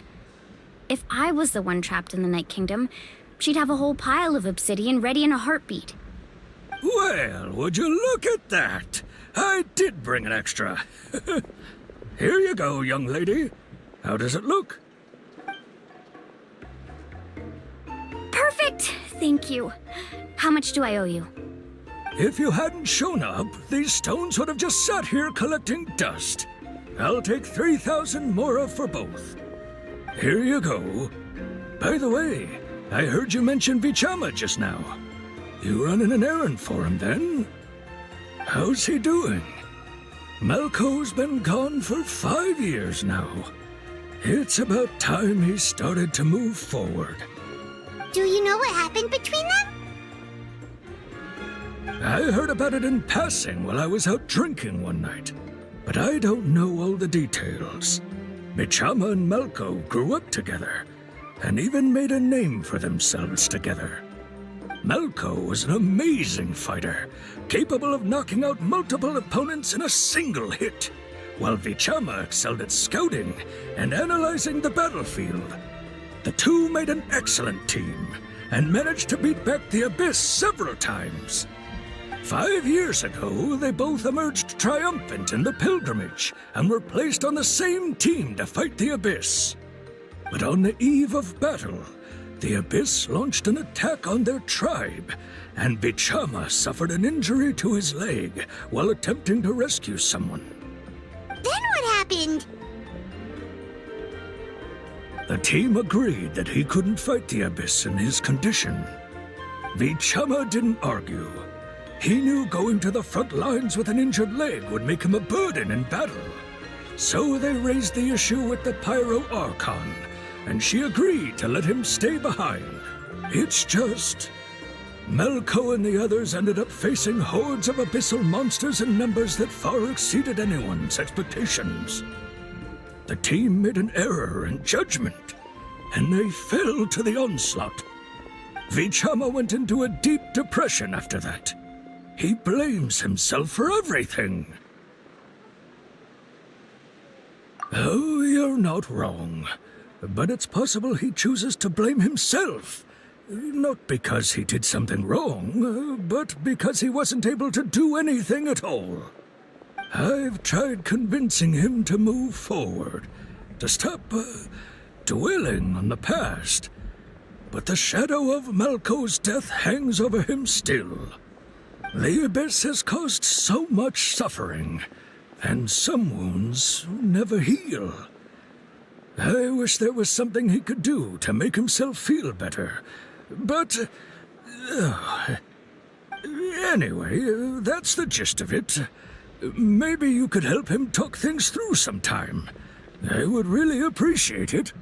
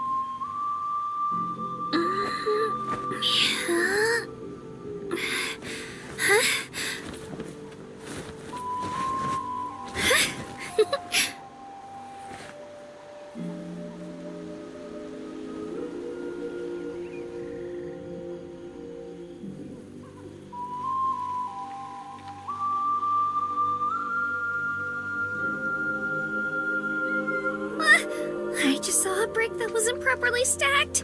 What should I do? Now it feels like there's a little saurian scratching away inside my chest.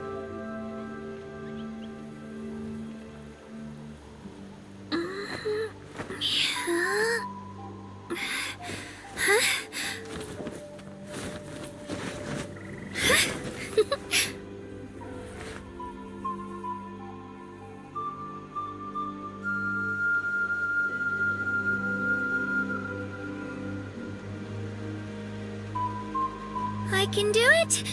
No, I can't. I can do it. No, it's fine. I can definitely do it.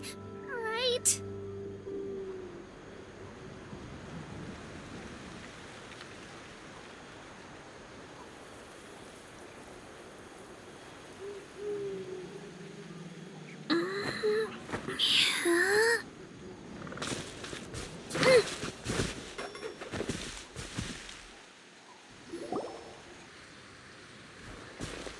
Did you get everything? Yep, it's all here. When do we start? I've made all the necessary adjustments, so we're good to go. As agreed, I'll help you find Kachina's ancient name, and then you return the favor. Go ahead.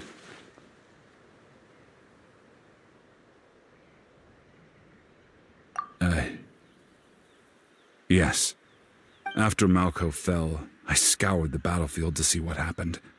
It turned out he wasn't bested by some impossibly powerful foe. He was dragged to his grave by the sheer number of enemies. If I had been there, I would have been able to sense the danger. I could have warned them not to advance. I've always blamed myself for what happened. But when you told me about Kachina, I realized there's a chance Malko might also be alive, fighting for survival in the Night Kingdom. But that happened several years ago, right? The Pyro Archon said all life within the Night Kingdom eventually becomes one with the Sea of Souls. There might not be much hope, but I still have to try. Malko and I promised each other, even if we never managed to root out the Abyss for good, we would fight together until the end. All right, let's get to it. I'll start searching for the conceptualized version of Kachina's ancient name. If you see any fragments scattered around the area, please collect them.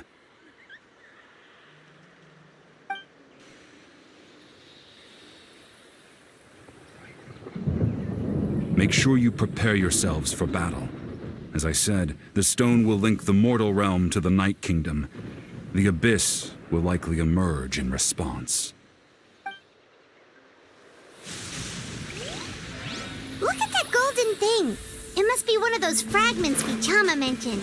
Let's get closer.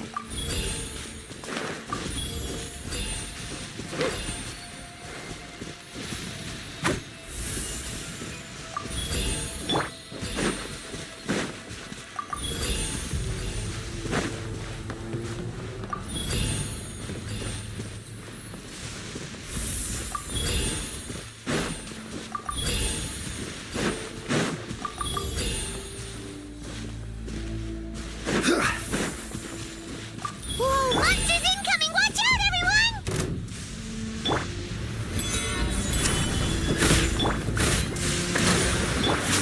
Shine down! Here goes!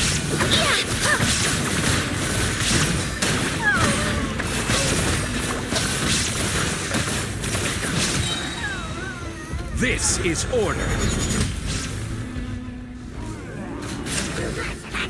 Solidify! Allow me! There is no escape! Drilling down! Shockwave!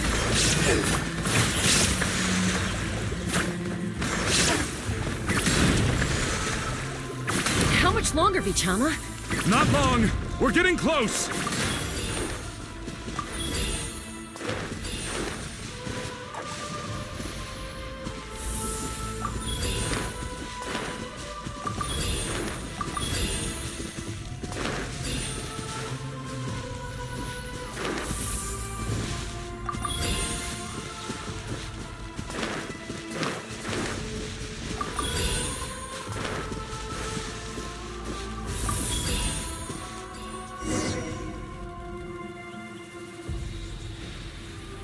Vichama!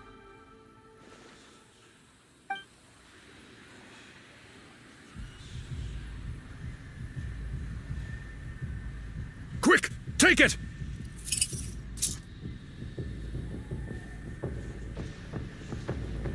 I found Kachina's ancient name. Hang in there, Malko. Just a little longer. Something's not right. The power of the Abyss is getting stronger.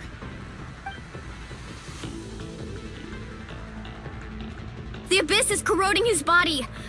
Vichama, you can't keep going. You'll die. I should have died 5 years ago. I just need a little more time. Please, I'm almost there.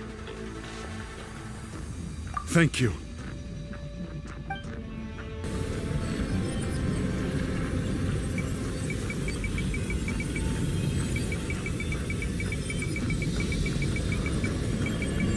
Whoa, watch out! The power of the Abyss is strong.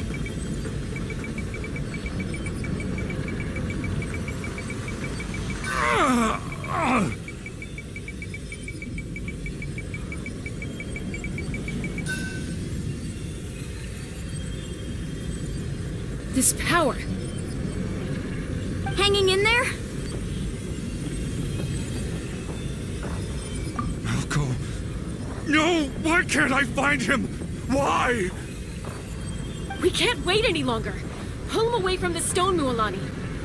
I already tried, but the power of the Abyss has him in a chokehold. It's like he's tied to the stone with an invisible rope. In that case, we have no choice. I'm sorry, Siwali. Get back! Chaska, wait!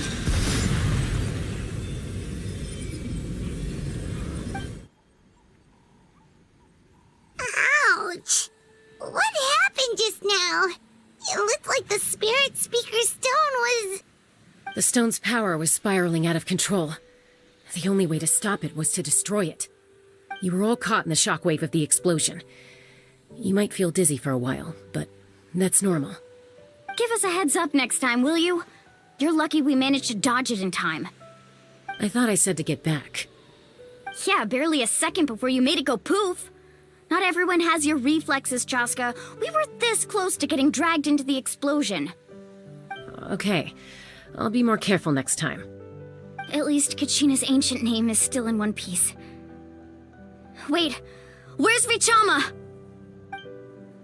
Vichama!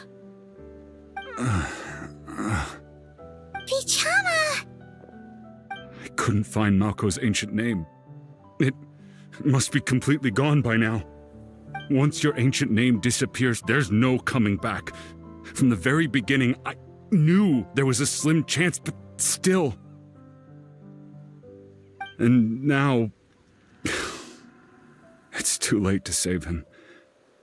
From the minute he left that day, it was already too late. Vichama. I'm sure he's heard enough condolences over the years. Let's just give him some space. Huh? What's that in your hands, Vichama? It looks like something's glowing. Huh? This is...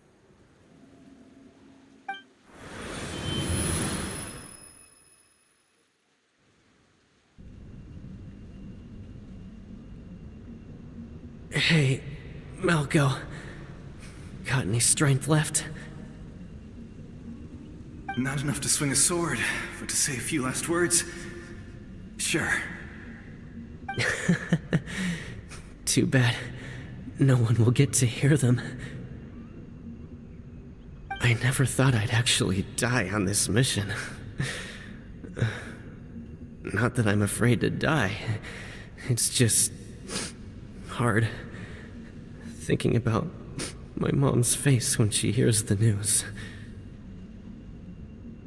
Guess I have something to be thankful for then. My parents died a long time ago. They won't have to mourn me.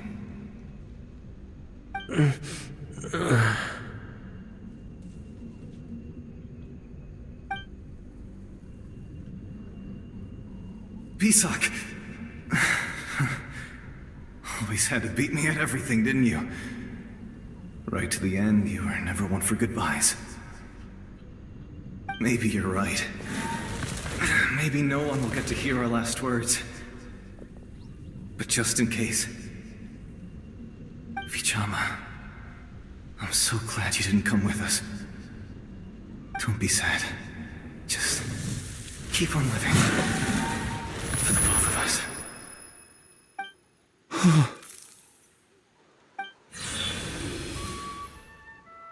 Was that a memory? Seems like we were able to salvage something after all.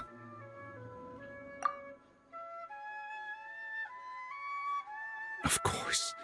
Seeing him, hearing his voice again, it makes me unbelievably happy. But it also brings with it an even deeper pain. A deeper pain? Why? Malko was always the type to put on a brave face.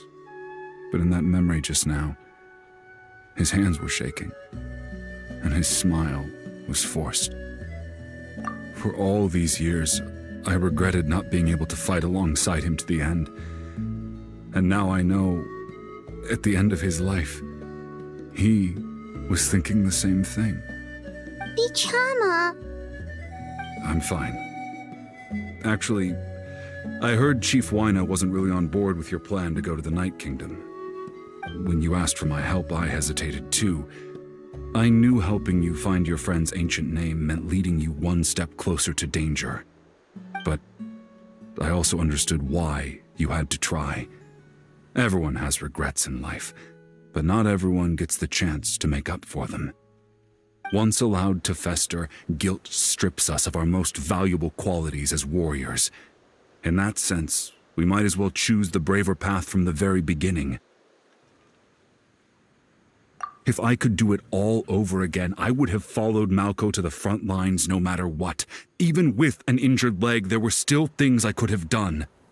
That way, even if the outcome stayed the same, I still would have fought alongside him to the end. There are critical junctures in life, and if you don't seize the chance to act, there's no going back.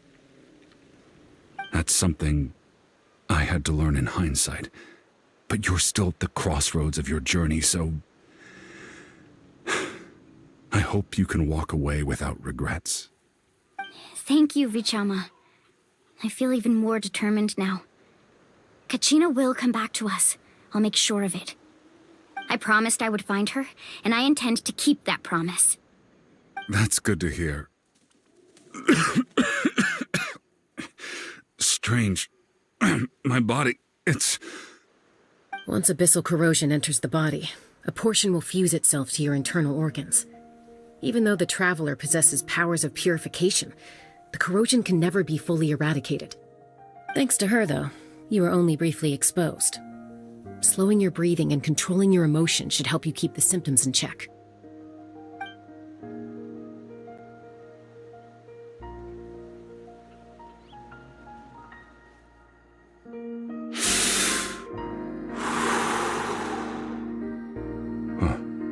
That does make me feel better. You seem very knowledgeable about all this. Just speaking from experience, that's all. Anyway, we've recovered Kachina's ancient name, so we're off to a great start. Let's get Vichama back to his tribe and tell Wyneth the good news. Oh, and apologize for destroying the Spirit Speaker Stone. We had no choice, though, so he'll probably understand. Right?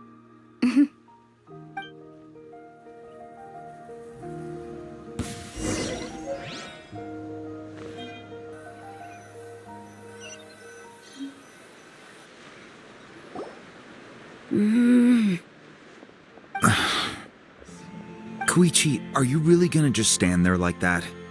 I don't know what you want from me. I think you know exactly what I'm trying to say, Uncle Wyna. I can hear it in your voice. Honestly, it's just one thing after another with you two. They're back. Koichi? What are you doing here? Don't play dumb with your own sister. You know exactly why I'm here. My apologies, everyone. I just need to borrow Chaska for a few minutes. You come with me.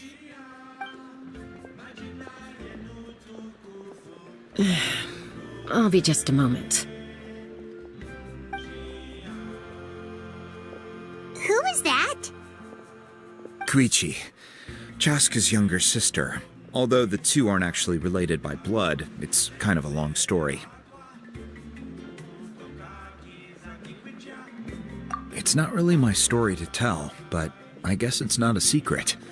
You see, Chaska was actually raised by cuckoo sores. She was afflicted with a rare disease when she was a child, and abandoned in the wild as a result. The Abyss found her out there, all on her own, and tried to devour her. But in the end, all that did was trigger her will to live. That strength of will pushed her to survive. But it also planted a seed of conflict within her. Eventually, she was adopted by the cuckoo sores. Wherever they went, she followed, getting into fights right and left. For some reason, Paimon can totally imagine that. Well, when Chaska finally returned to human society, it was Koichi's parents who adopted her. At the time, Chaska still had a habit of getting into fights, so Koichi was always taking her around, apologizing to everyone. Ah, I remember those days. One of those fights was definitely with me. But, you know, kids. You're fighting one minute and your friend's the next. Eventually, she found a way to rein in that desire to fight. And now she's who people call to resolve conflicts. She's known as the Peacemaker. It sounds like she still argues with Koichi, though. Don't siblings usually stop fighting when they get older? That's partly my fault. Koichi asked me to stop Chaska from doing anything dangerous, but you probably know by now, once Chaska makes up her mind, there's no changing it. Oh, I get it. No wonder you tried to talk us out of going to the Night Kingdom. Chaska even said that wasn't like you. I'm all for your adventure. You need to take risks when you're young, because by the time you're my age, you couldn't attempt something like that even if you wanted to. Better try now than live with regrets later. That's what I say. Still, I can understand where Koichi's coming from. In the end, nobody wants to sit back and let a loved one put their life on the line.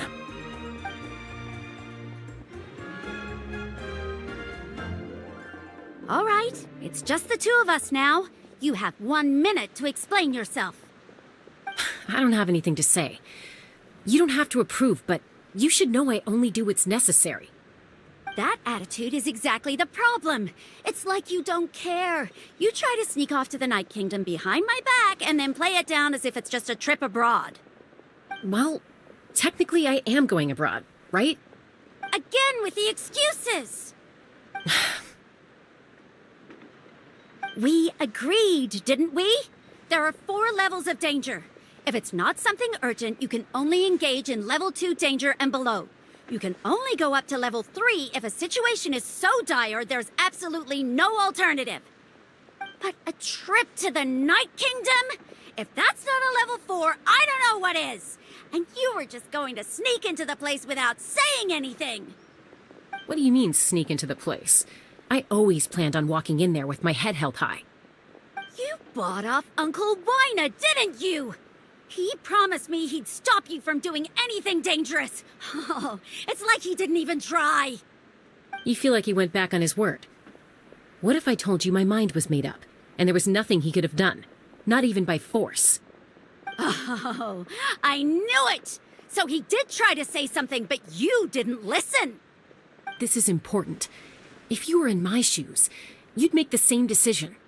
You don't know that? I'm a doctor, and I handle logistics.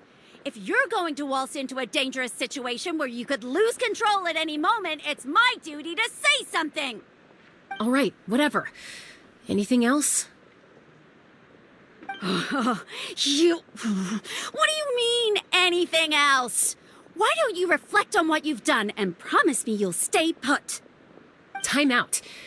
Is this one of our normal arguments or a serious one? Chaska, does it sound like I'm joking?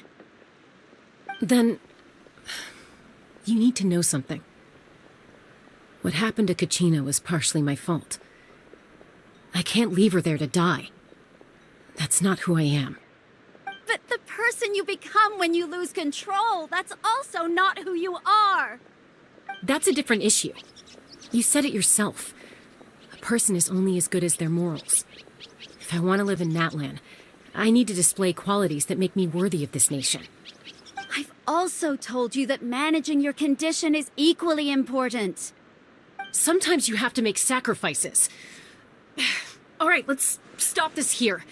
If we keep going, I might actually have to get serious. And I think Wina prefers his roof attached to his house. Is that a threat? That sounds like a threat to me. Koichi!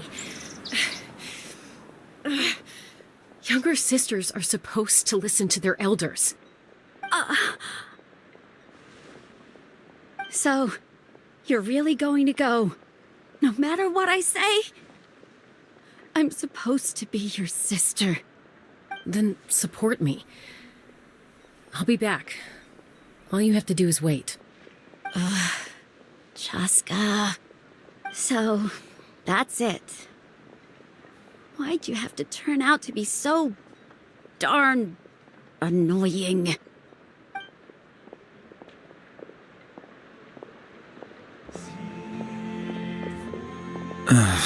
You two are something else. Something you wanted to say? I know you aren't related by blood, but you two sure are similar. Really? You know, I said that very thing to Koichi not too long ago, and she reacted the exact same way, down to the very tone of voice. It's not my place to get involved, but I will say this. Try to spend a little more time with your sister. You're tough kids. That doesn't mean you have to go it alone. Thank you. Anytime. All right. If you're done with the Spirit Speaker Stone, you might as well hand it over. According to Kinich, it's an important ceremonial artifact, so it'd be safer to keep it with me. About that.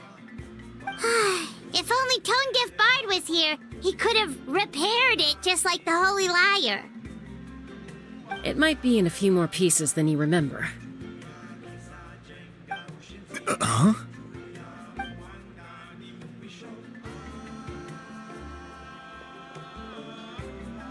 I see. Sounds like it was an urgent situation. If someone's life was on the line, then you had no choice. Still, Citlali's going to be a nightmare to deal with now that you've broken her stuff. I'll explain everything to her later. Stay safe out there in the Night Kingdom, okay? I'll wait here for your safe return.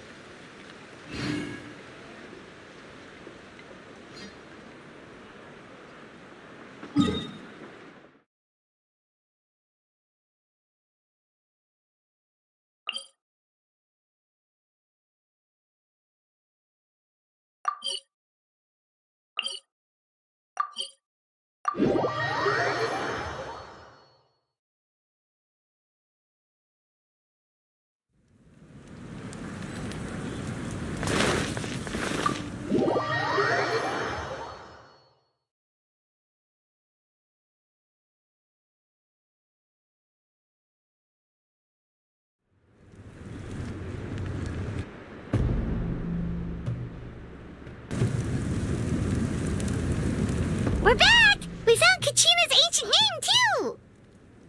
Well, it's fairly complicated. Let me give you the condensed version. The Fatui again? We can't go anywhere without them causing trouble. But what if the Fatui finds out you've lost your power? Won't they try to take advantage of the situation? That's why it has to be our little secret. No one else can know, or we're asking for trouble. Look, I wish I could offer you some sort of consolation, but I won't lie to you. With multiple factions closing in, there's nothing comforting about the situation we're facing. Still, all you need to do is focus on your goal. You can leave the complicated matters to me. I can also step in on the Pyro Archon's behalf. There's a limit to what I can accomplish, but I'll help you however I can. There's no need to be so modest, Yan-san. Your incredible strength has long been a well-known fact. You're the pride of your tribe. Archon, I'm sorry about before. You have so much on your plate, so much that you have to worry about. But all I could do was focus on my own feelings. You have nothing to be sorry about. We all get overwhelmed by our emotions, myself included. Your reaction to Kachina's disappearance, I understand that feeling very well. Well, now that we have Kachina's ancient name, let's go track her down. Follow me.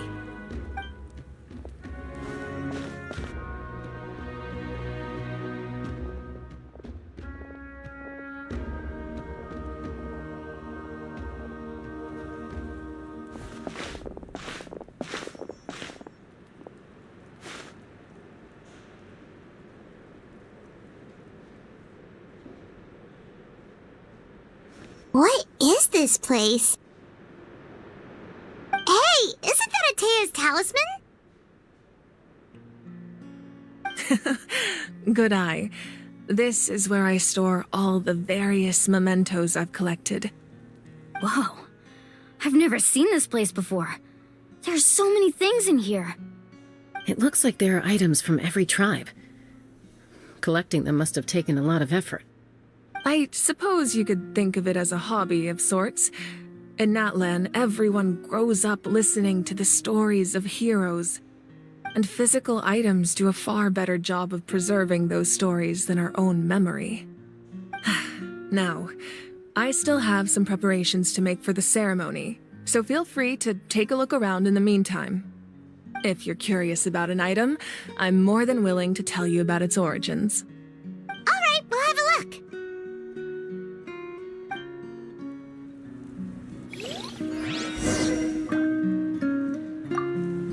This flower looks like it's thriving. You must be good at taking care of plants, Archon.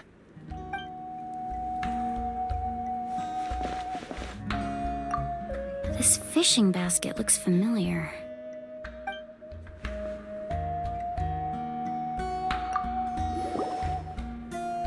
Hey, there's a fishing rod here. It must have belonged to the people of the springs. That's right. It belongs to a legendary fisherman named Matavaru. I have his entire set of fishing equipment, actually. He and I met in a tavern. He told me about a particular kind of giant fish and his meticulous plan to catch it. In his eyes, I saw a hunger and a strong fighting spirit. To him, the sea was the battlefield upon which he staked his honor. So, did he do it? The next time I saw him, he was covered in scars.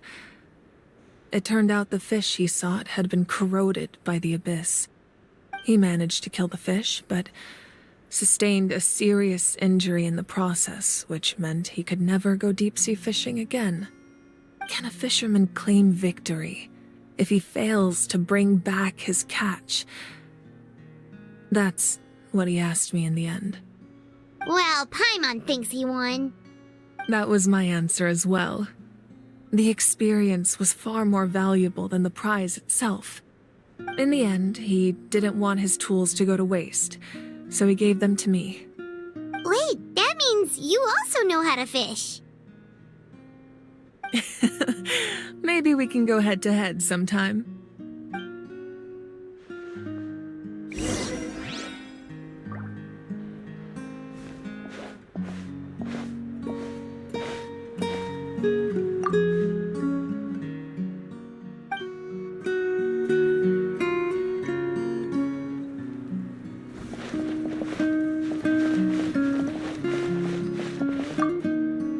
Make sure to handle everything with care. This cup, for example, it's heavier than it looks.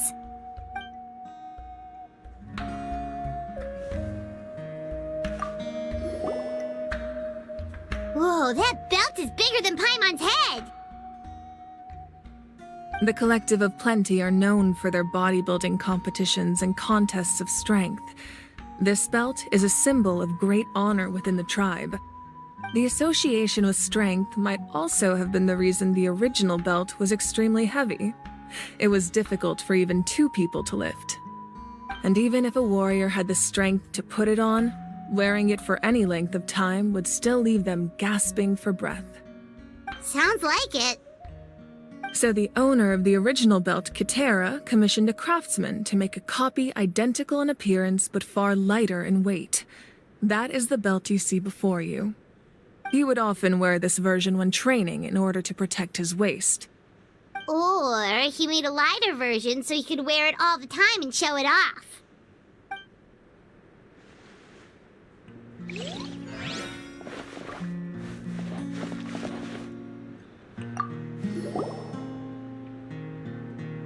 There are so many jars and potions around here. Do they have anything to do with alchemy? No, those belong to the Masters of the Nightwind. They're ceremonial tools used to amplify the ability to communicate with the Night Kingdom and the Wyab. Yamaya is an expert in this field, and she taught me a lot. Even though she appears stoic and serious, she actually has a keen sense of humor. The tools you see here are quite traditional. Her students found them outdated, so she passed them on to me. The contents of the jars aren't all that special. Oh, except the big jar in the middle. That's what she really wanted to give me. Ooh, must be something really cool. What's inside? Grape juice. Huh? It's quite tasty, although probably expired by now.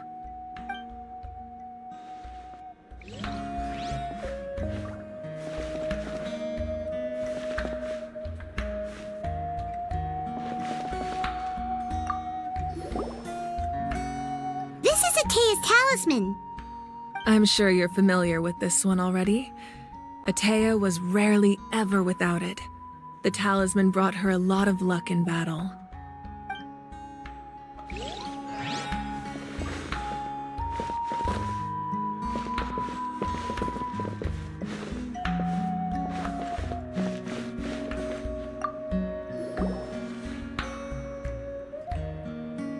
The powder still needs some time to settle, so let's wait a little longer. Well, what do you think of my collection? Do you feel like you have a better understanding of Natlan's culture now? Yeah! If each item represents a different story, seems like Natlan's really been through a lot. Does every hold a special memory, just like Atea's talisman? That's right. The items in my collection actually serve a similar purpose to the ancient names passed down among the tribes. They demonstrate the true shape of time. The shape of time? Most people perceive time as a linear concept, almost like a straight line that can only move forward. We cannot change the past or predict the future.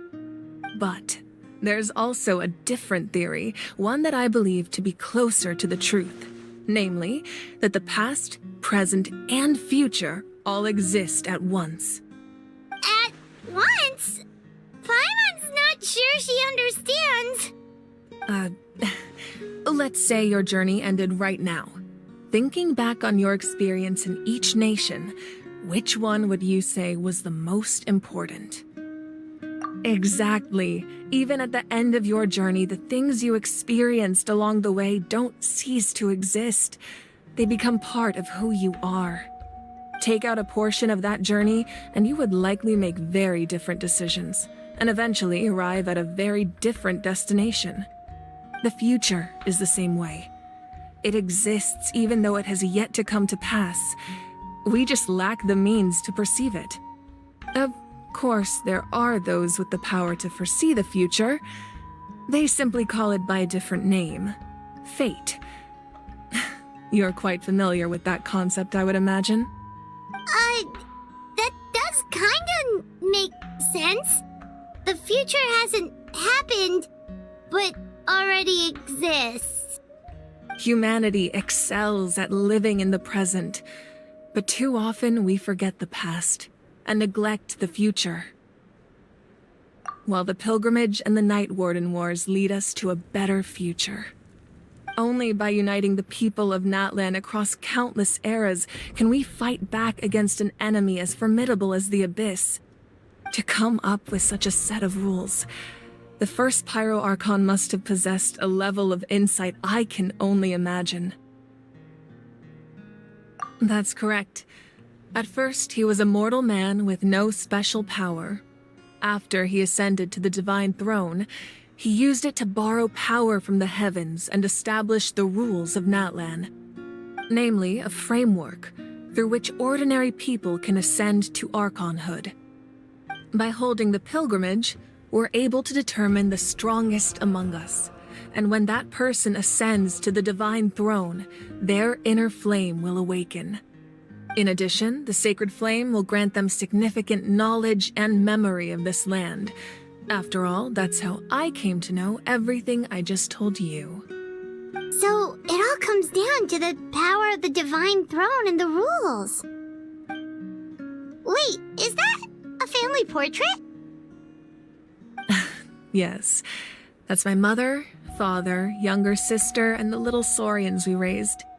I turned a piece of my dad's leather armor into a canvas and commissioned a famous artist to paint our likeness. Your sister is so cute! It looks like the two of you are really close. Paimon was having a hard time thinking of an Archon as an ordinary person, but seeing this portrait, it kind of makes sense now. It really doesn't look like there was anything special about you before. Oh, wait, is Paimon allowed to say that? A little late for that question, don't you think? Sorry! Paimon's so sorry! Paimon's mouth works faster than her brain sometimes!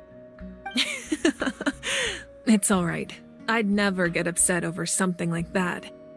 No matter what others may say, my past is a precious part of my identity. I'm forever proud of the life I used to lead. Becoming the Archon doesn't mean you sever ties with your family. The position just comes with a lot of responsibilities, so it impacts how often you get to see them. My father made the most delicious stew, so my sister would often bring me a large pot of his cooking, and he would sit on a blanket and eat it together. One time, we didn't close the door securely, and the saurians you were raising ran into the room and knocked over the entire pot. My sister immediately burst into tears. The two troublemakers were going for the meat, but when they saw my sister's distress, they froze on the spot. I still remember the way they laid there, sulking like a pair of children, even after making such a mess.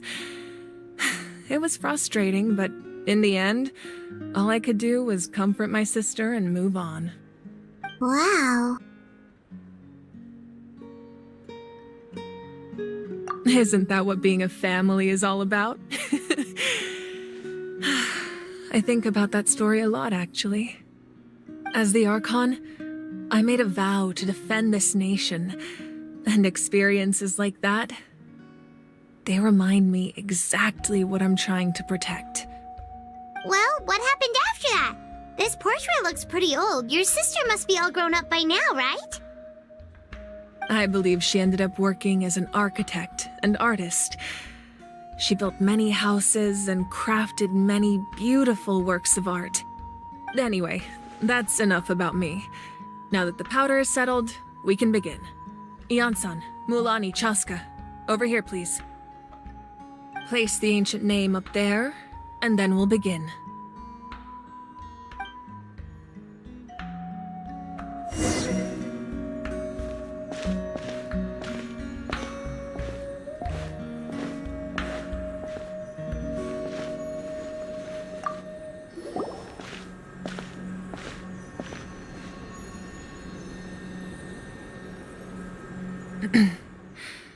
Surely as the echoes of life resound through heaven and earth, so too shall our stories remain eternal. Ancient name, take us to your fated bearer. Allow her to answer our call.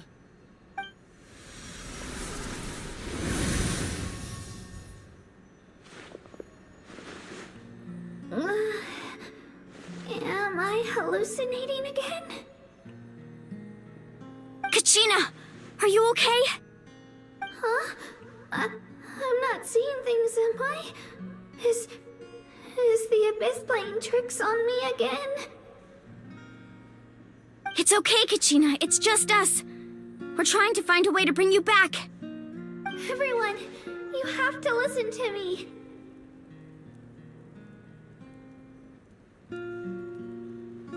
I've been investigating the Night Kingdom this entire time, and I figured out what's wrong.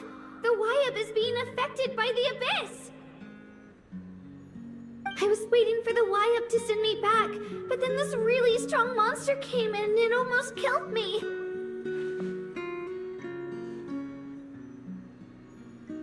The Wyab saved me, even though its power is weakening, so I've been hiding from the monsters while trying to find a way to help.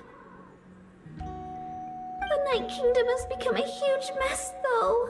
I keep hearing these awful sounds and seeing really horrible things. Don't listen to those sounds, Kachina. The Abyss is trying to strip you of your sanity. All you need to do is stay safe and wait for us. We'll be there shortly. It's okay. I feel so much better now that I've had the chance to talk to you guys. You don't need to worry about me. I've never been strong or special at all, really. So I don't blame anyone for forgetting about me or leaving me behind. Just knowing you care is more than enough. I'll find a way back. You don't have to put yourselves in danger to come rescue me. You're always like this, Kachina. Now's not the time to act tough. We're coming for you, and that's final. I don't know what lies the Abyss has been feeding you, but I'll tell you something right now. Nobody here sees you as a burden. You're a victor of the Night Warden Wars, a hero of Natlan. All you need to do is wait for us to rescue you, and you'll get all the applause and recognition you deserve.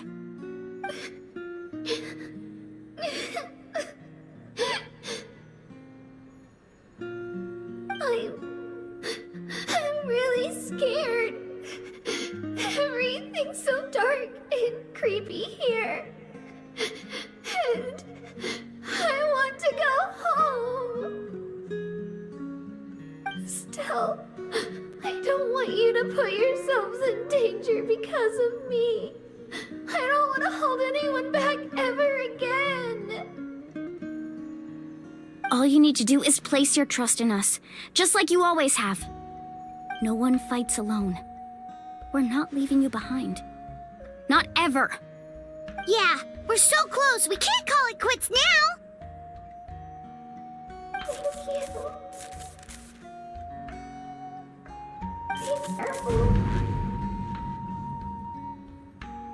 Looks like we've lost contact. Now comes the most dangerous part. You have to traverse the Night Kingdom in your physical form.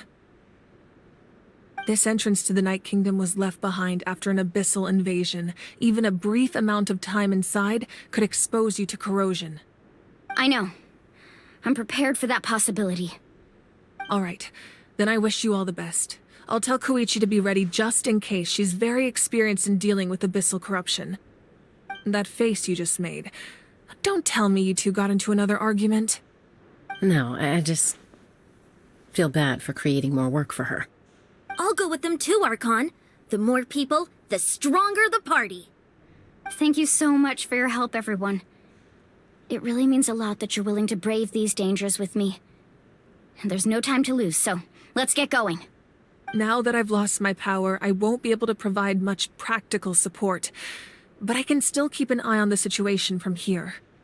Eon-san, I know it's unlikely, but if you encounter a situation you can't handle... That won't happen. I hope not.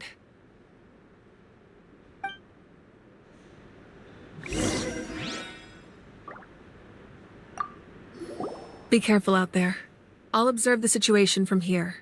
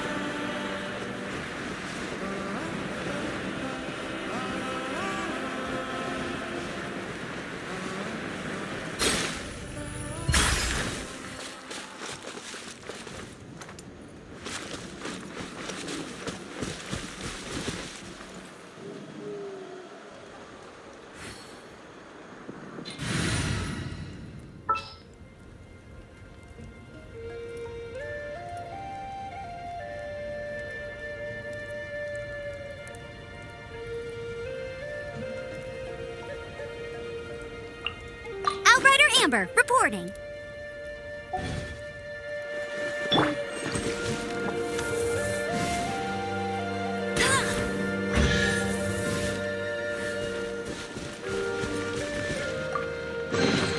Another target tracked down by Outrider Amber.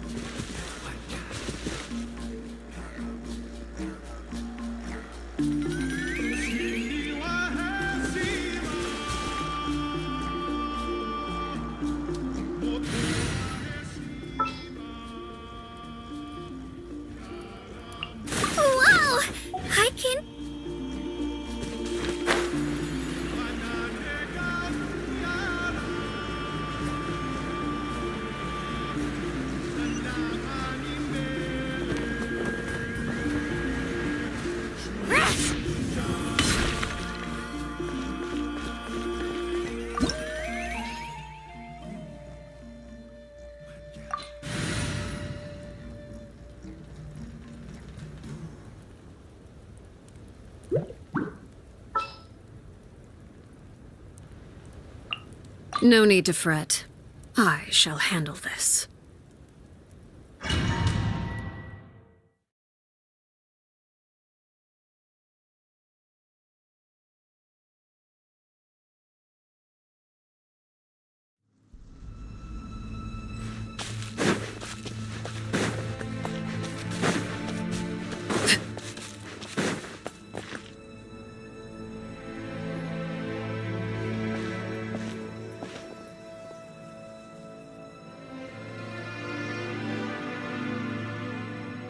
So we're underneath Natlan right now?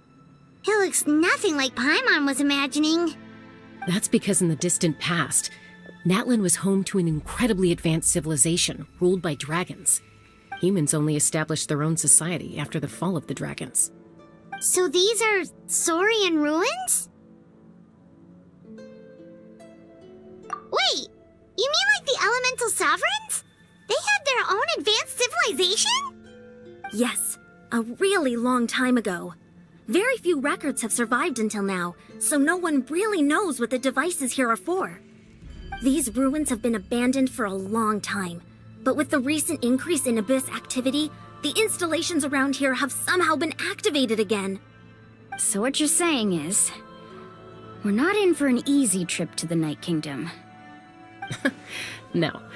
It's going to be obstacle after obstacle from here on out. Why are you all laughing like that? It's creeping Paimon out. It's the pre-adventure excitement kicking in, right guys? Of course. I'm eager to get started. Then let's go. We won't let anything stand in our way.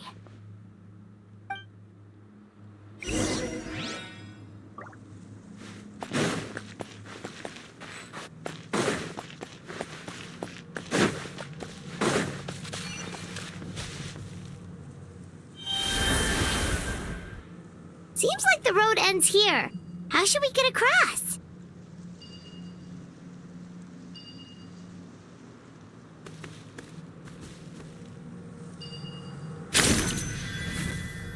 As a professional trainer, I think you could stand to build up your endurance, Paimon. Professional trainer? Paimon thought you were a warrior from the Collective of Planning. Well, that goes without saying.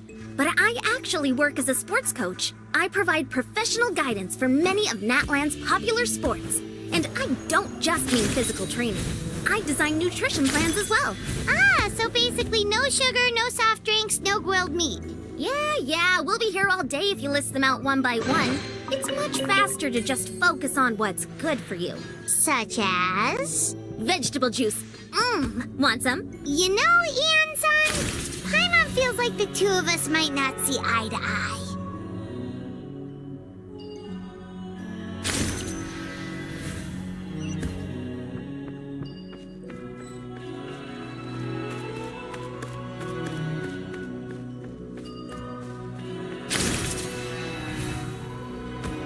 Those guys look familiar.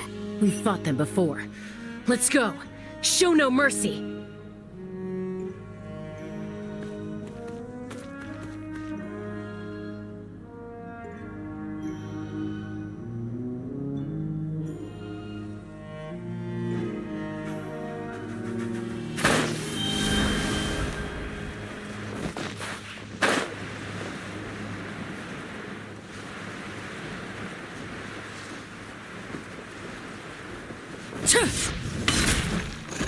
Laid bare.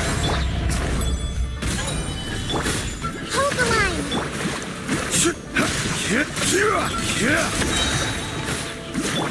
Illusion shattered. This is where you fall. Transfixed.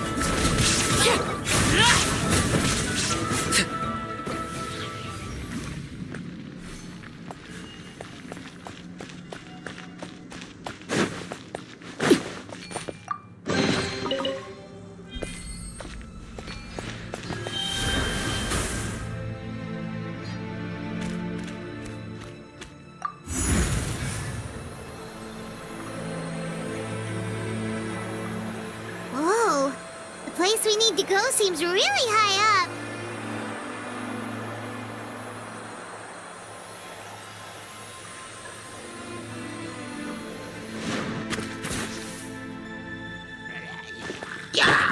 Order guide you. Stabilize. There is no escape. Overruled. Witness my rise. Laid bare. Covenants of the Deep! Yeah!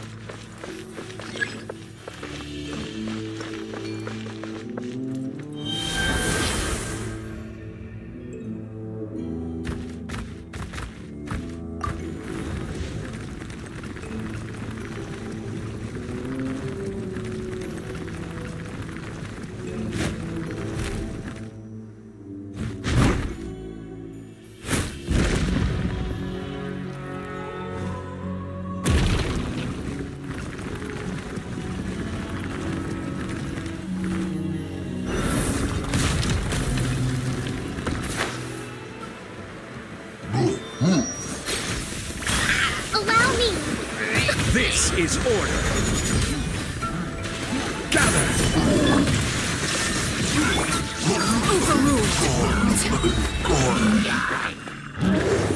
Everlasting as the moon!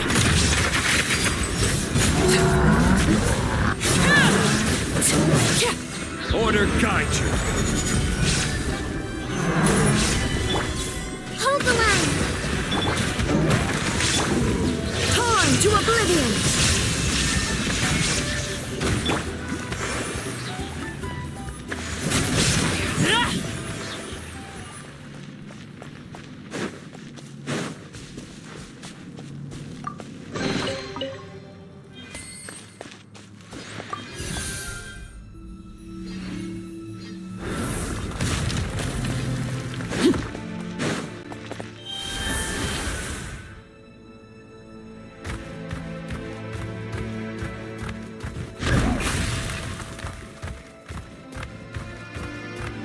This is the final stretch. We just need to climb up, and we'll be there.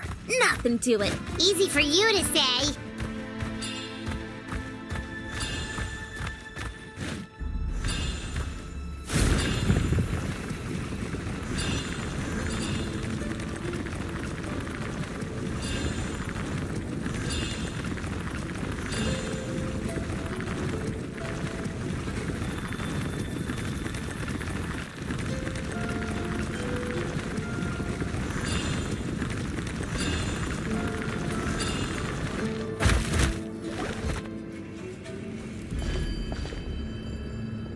This must be the entrance the Pyro Archon told us about. The one ripped open by the Abyss. Yes.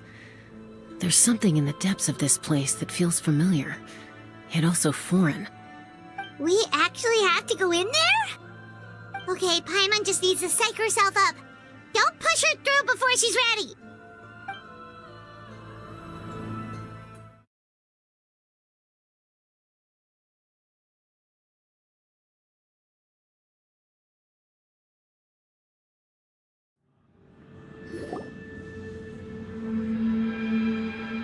Hey! You don't have to drag Paimon! You're pulling too hard! Looks like we made it. This is the Night Kingdom. Huh. It looks so different from what I imagined in the stories. That overflow of energy is probably what trapped Kachina here in the first place. From this point forward, everything we know about the real world no longer applies. Anything can happen here. Paimon's more worried about how we're gonna make it out. We obviously can't go back the way we came. Do you see that patch of light on the ground? It's shining down from that fissure in the sky. Oh yeah, right in front of us. So that's coming from up there?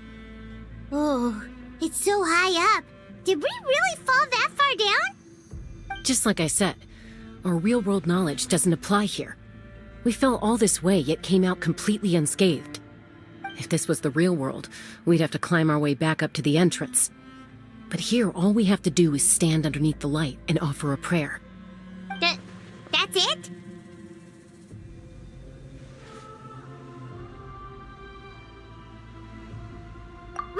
Right. We still got a job to do. So that means all we need to do is find Kachina and bring her to this location. Exactly. This light is streaming in from the real world. It's a link between the two realms. The terrain looks difficult to navigate, and the visibility's not great either. How are we supposed to find Kachina in these conditions? Yeah, these floating black things don't look super friendly either. Those are all manifestations of abyssal power. Be careful. Ghost! A talking ghost! Calm down, I'm here to help. You're the ones who helped Vichama, right? Yes, I'm Vichama's friend, Malko. I was completely lost to this realm until I sensed a mysterious power calling out to me. It's like it was seeking me out, attempting to reassemble the pieces of who I used to be. Of course, it could only do so much. I'm sorry I can only appear before you in this imperfect form. No, we should be the ones apologizing. If the Spirit Speaker's stone hadn't become corrupted by the Abyss, we could have done much more. But we had to destroy it. Otherwise, Vichama and his tribe would have been in danger. Of course. Thank you for protecting him. I never imagined that, even after all these years, he'd still take such a risk for me. Under the power of the stone, it felt like our souls were connected. Turns out even our regrets were exactly the same. Whether in triumph or death, you want your best friend by your side. Exactly. That may not be in the cards for us, but it's not too late for you. You're looking for a young girl from the Children of Echoes, right? She's being chased by an embodiment of abyssal power. I'd like to help her while I'm still in this form, so follow me. Be careful. This place has been severely corroded by the abyss. Paimon didn't realize it had gotten this bad. It's like a seething volcano ready to engulf our world at any moment.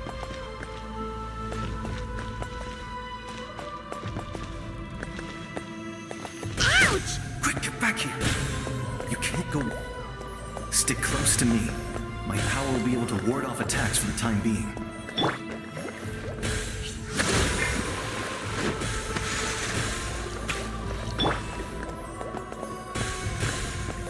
We won't be able to keep this up. Let's try another route. This way.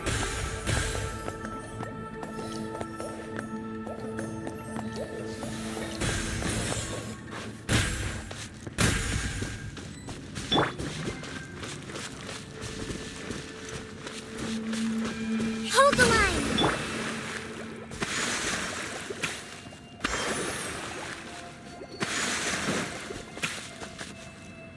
Not good. More monsters. We shouldn't waste our time on them. Billowing surge! Shine down! Transfixed! This is where you fall.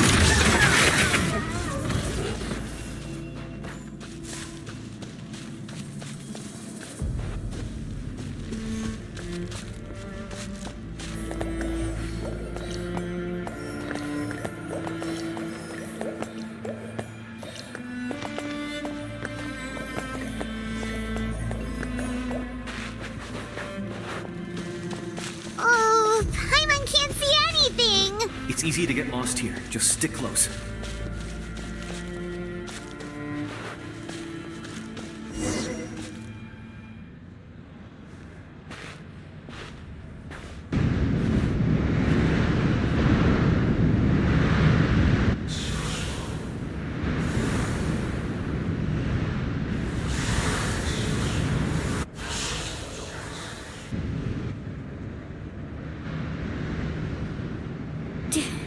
Did you hear that?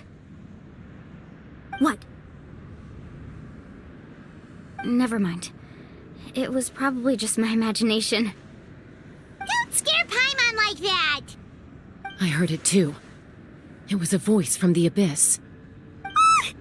What did it say? It doesn't matter.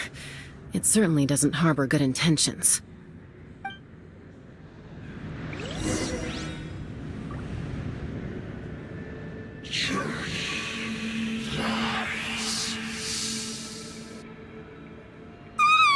Paimon just heard it too!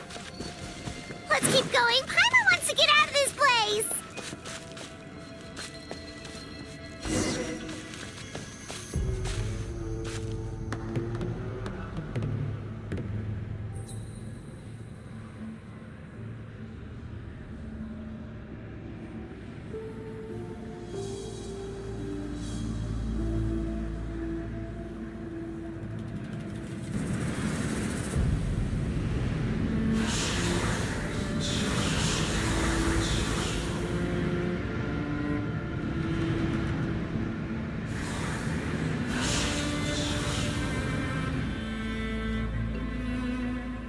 We're here, Kachina! Oh, honey, you made it! Looks like our reunion will have to wait until we take care of these monsters. Good idea. Let's go!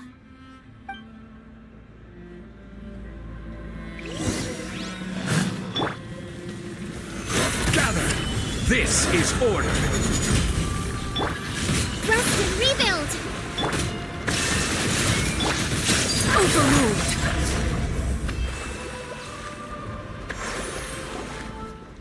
You're here! You're finally here! Thank you so much! That monster can appear from anywhere. It almost caught me a bunch of times. The Wyab's power helped keep me hidden, so I just tried to stay out of sight until you got here. Atta girl. You did so well. And most importantly, you weren't hurt. Should we start heading back then? Actually, I have a request. Will you come visit the Wyab with me? I can't exactly put it into words, but something's wrong with the Ode of Resurrection. And I know it has something to do with the contamination from the Abyss. That was the Pyro Archon's theory as well. Everything we've seen here certainly seems to back it up. In the Night Kingdom, there are 6 main totem poles representing the Wyab of each tribe. You can think of them like the body of each Wyab. Additional totem poles, like the ones around here, serve as proxies to which the Wyab can extend their consciousness. There are countless proxies scattered around the Night Kingdom. Through them, the Wyab can extend their consciousness over the entire realm and track down souls no matter where they roam. But if a proxy were to become severely contaminated, then a soul could become lost within the Night Kingdom. Judging by the current situation, I don't think we're dealing with just one contaminated proxy. Even if we could drive back the abyssal power from one of them, that probably wouldn't even put a dent in the problem. Still, we can't just leave the Wyab to suffer. It's protected me this whole time. I agree. We might even manage to draw out the monster that's been hunting Kachina. Getting rid of the monster might slow down the deterioration of the Night Kingdom. Kachina? What's wrong? Nothing. Just a headache. And that voice again, telling me to abandon the Wyab and leave this place. Maybe we really should leave. Kachina's already been here for too long. No, I'm fine. I don't plan on listening to that nonsense. I can hold on. Just up ahead. I'll lead the way. Besides, I can still fight, so please, help me out a little longer. Listen to me, Kachina. We'll come with you, but that's because we want to help the Wyab, not because we have something to prove. You don't have anything to prove either. It's okay if you reach your limit. We'll be there for you. All right. The sooner we get this done, the better. We've already come all this way, so we might as well try to get to the bottom of this. Let's go. This way. I'll stay here and try to stall the Abyss monster. All by yourself? That's too dangerous. It's all right. I may not be as strong as that monster, but I'm definitely more familiar with the area. Besides, I don't have much time left. If you're anything like my friend, I'm sure you're not particularly fond of goodbyes. So go. Achieve your goal, and return to the world where you belong. Thank you for everything. You're a true hero. Thank you. No one fights alone.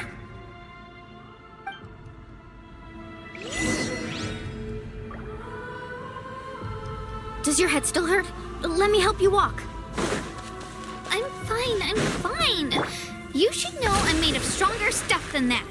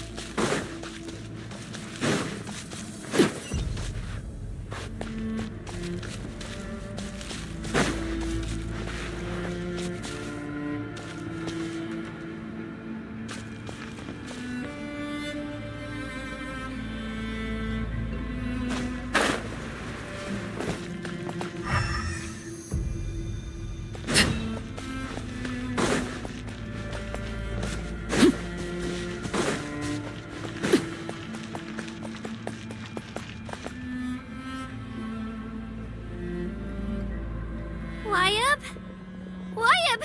I'm back! My friends and I are here to heal you. Wyabb?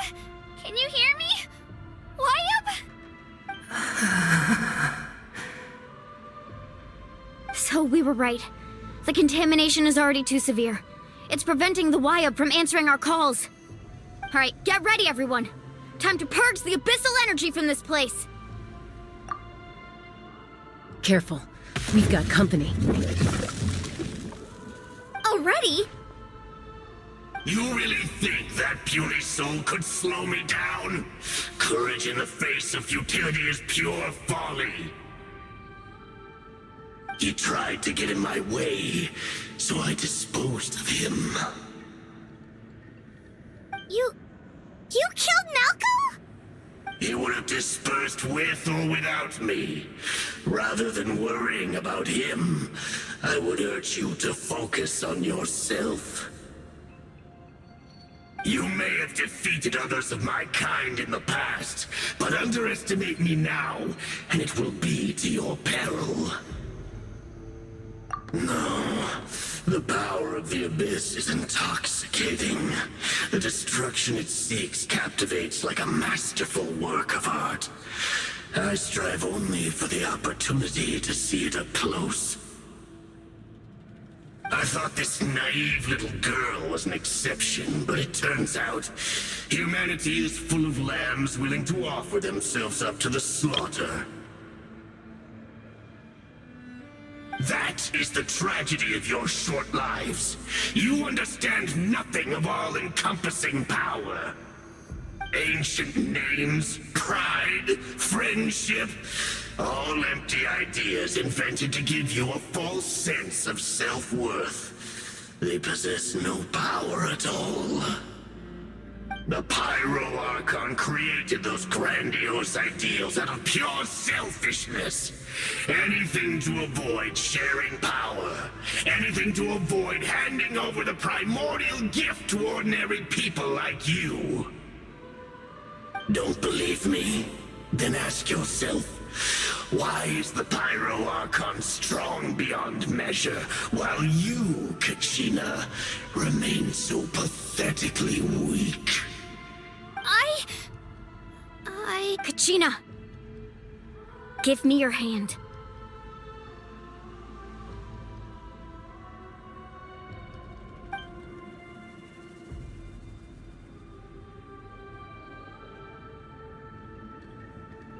Feel that? I'm right here next to you. Thanks, Moalani. You're right. I have nothing to fear. Because I'm not alone anymore. You're right. Maybe comforting ideals don't have any power. But you also couldn't be more wrong. You've never had to work for your own strength, so you will never understand the true source of our power. What? The courage we have to stand before you and not back down? It comes from our friendship. The power lies not in the ideal itself, but in our commitment to upholding that ideal, and in our decision to stand together and fight! Well said! Let's go, Kachina. It shouldn't take more than 2 of us to handle an enemy like this. Sorry in advance, but you deserve what's coming to you! There aren't many in Natlan who can beat us when we're together. It's time he got a taste of that kind of power.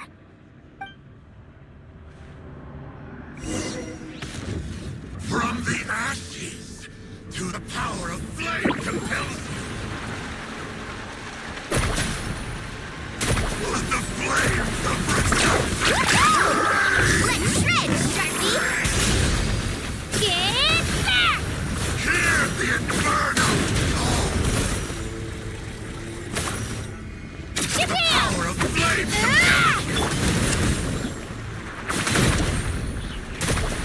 Let the flames of redemption burn!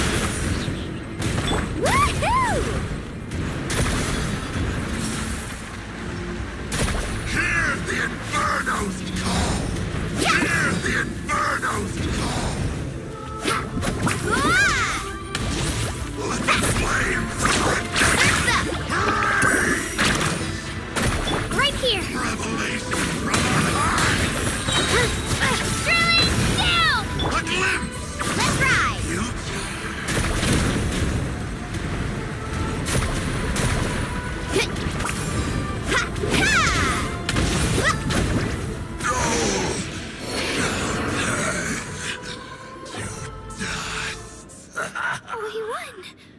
We actually won! That's what he gets for underestimating you two.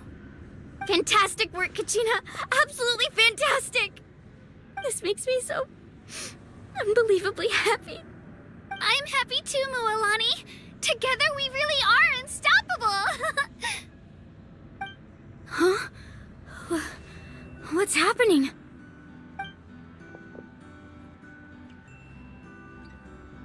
My ancient name is glowing? But I thought I didn't bring it with me. It's probably a projection from the real world. But that doesn't explain why it's glowing all of a sudden. Wait, does that mean you're...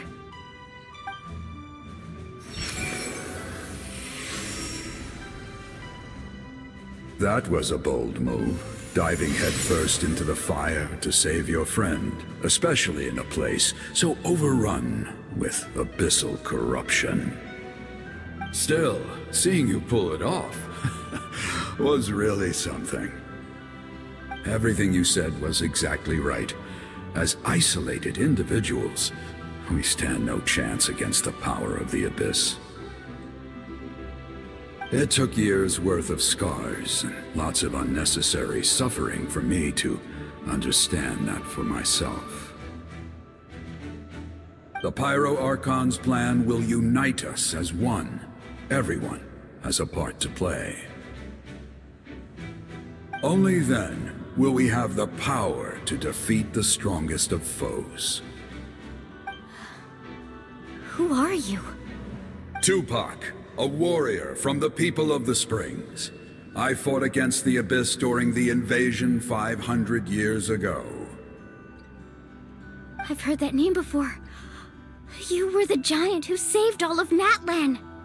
Since you were able to awaken my words from your ancient name, that means you have fully embodied the aspirations of the Wayub. Under the name Umoja, you shall unite the tribes and save Natlan from its impending doom. Me? As long as blood still runs through your veins, even the tiniest spark of steel against stone can ignite a flame. Its blaze will become one with our vision for Natlan. Even amid everlasting darkness, our bonds remain eternal.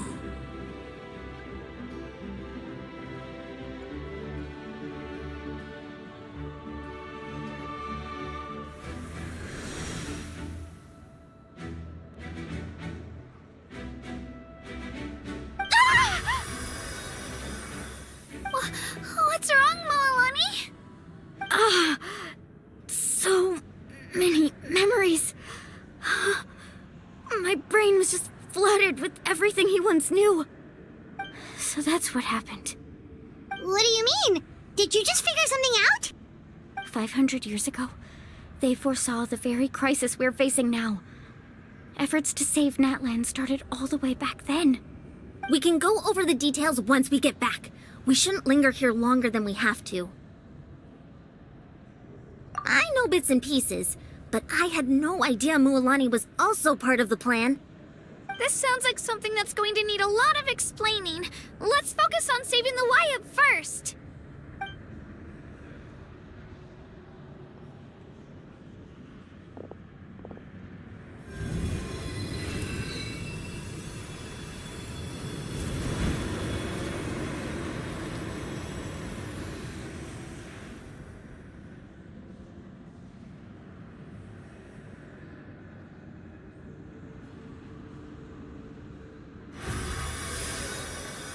Okay, that should be enough.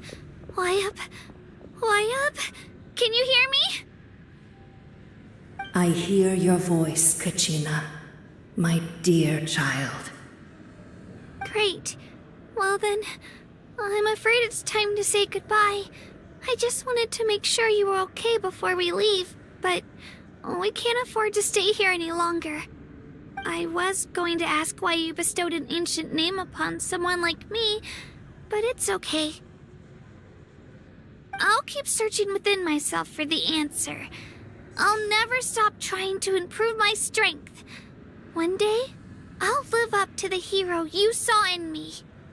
You are already an outstanding child in my eyes, Kachina. No matter what happens. Huh? You are all my most beloved children. It has always been my honor to protect and nurture you. Your ancient name is just that. A name. Much like your parents chose to name you Kachina, I also gave you a name, but it need not define you. Focus on who you want to be. You are already worthy of your name. Now, you need only devote yourself to becoming a better you. The story of your ancient name is for you to continue. Just like your parents, my love for you will never change, no matter what the future holds.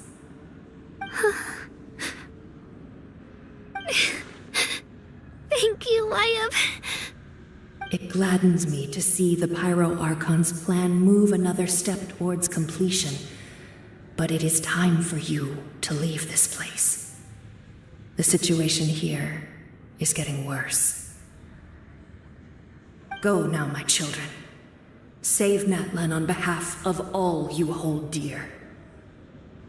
I know we've never met before, Wyatt, but I just wanted to say thank you for encouraging Kachina. It was exactly what she needed to hear. Whoa! What's going on? An earthquake? We're out of time. It's the power of the Abyss. Quick, we need to run!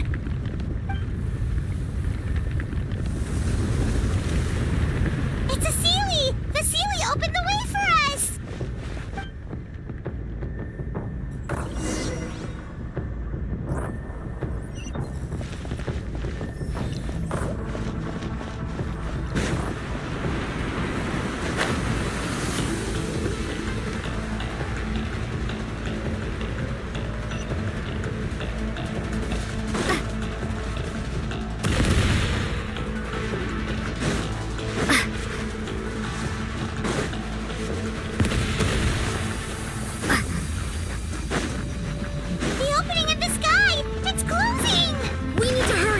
We'll be stuck here!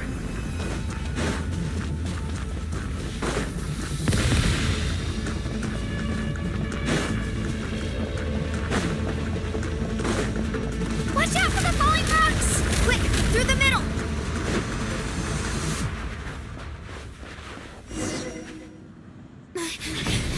Come on, faster! We'll never make it!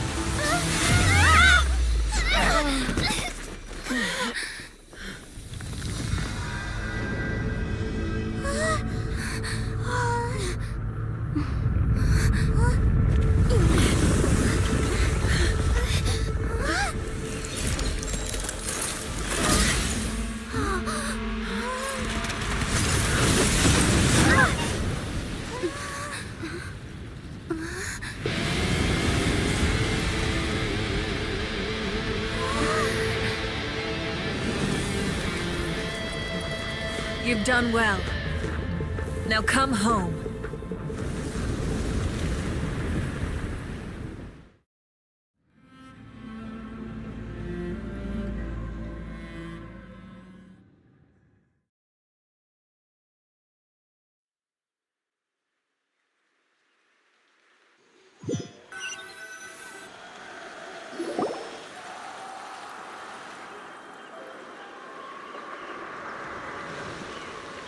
We're back!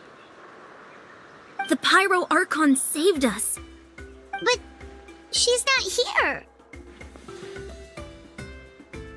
Yeah, didn't she say she used it all up? She's still in the speaker's chamber. What we saw in the Night Kingdom was just her consciousness.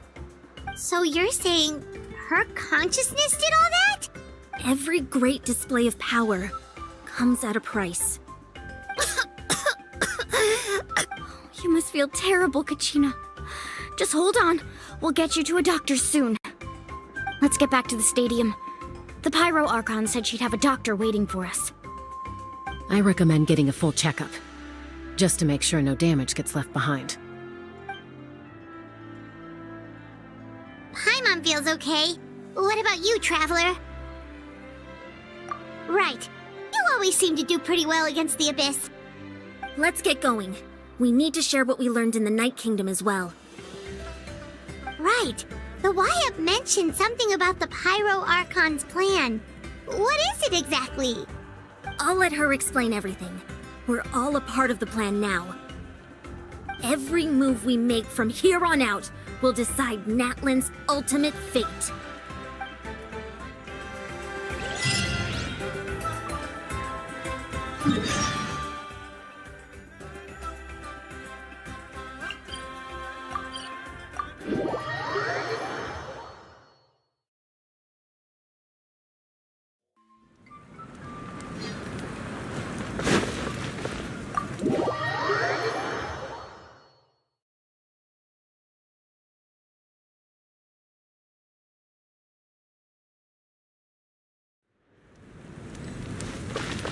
Let's move out.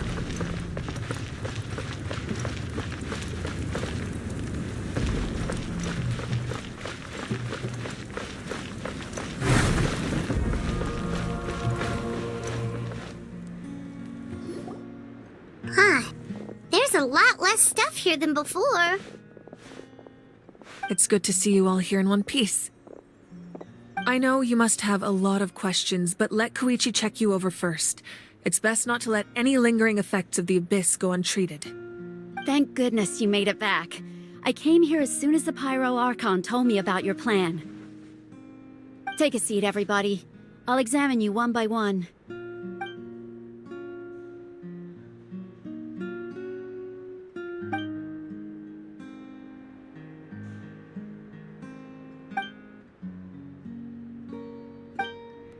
All right, that should do it for now.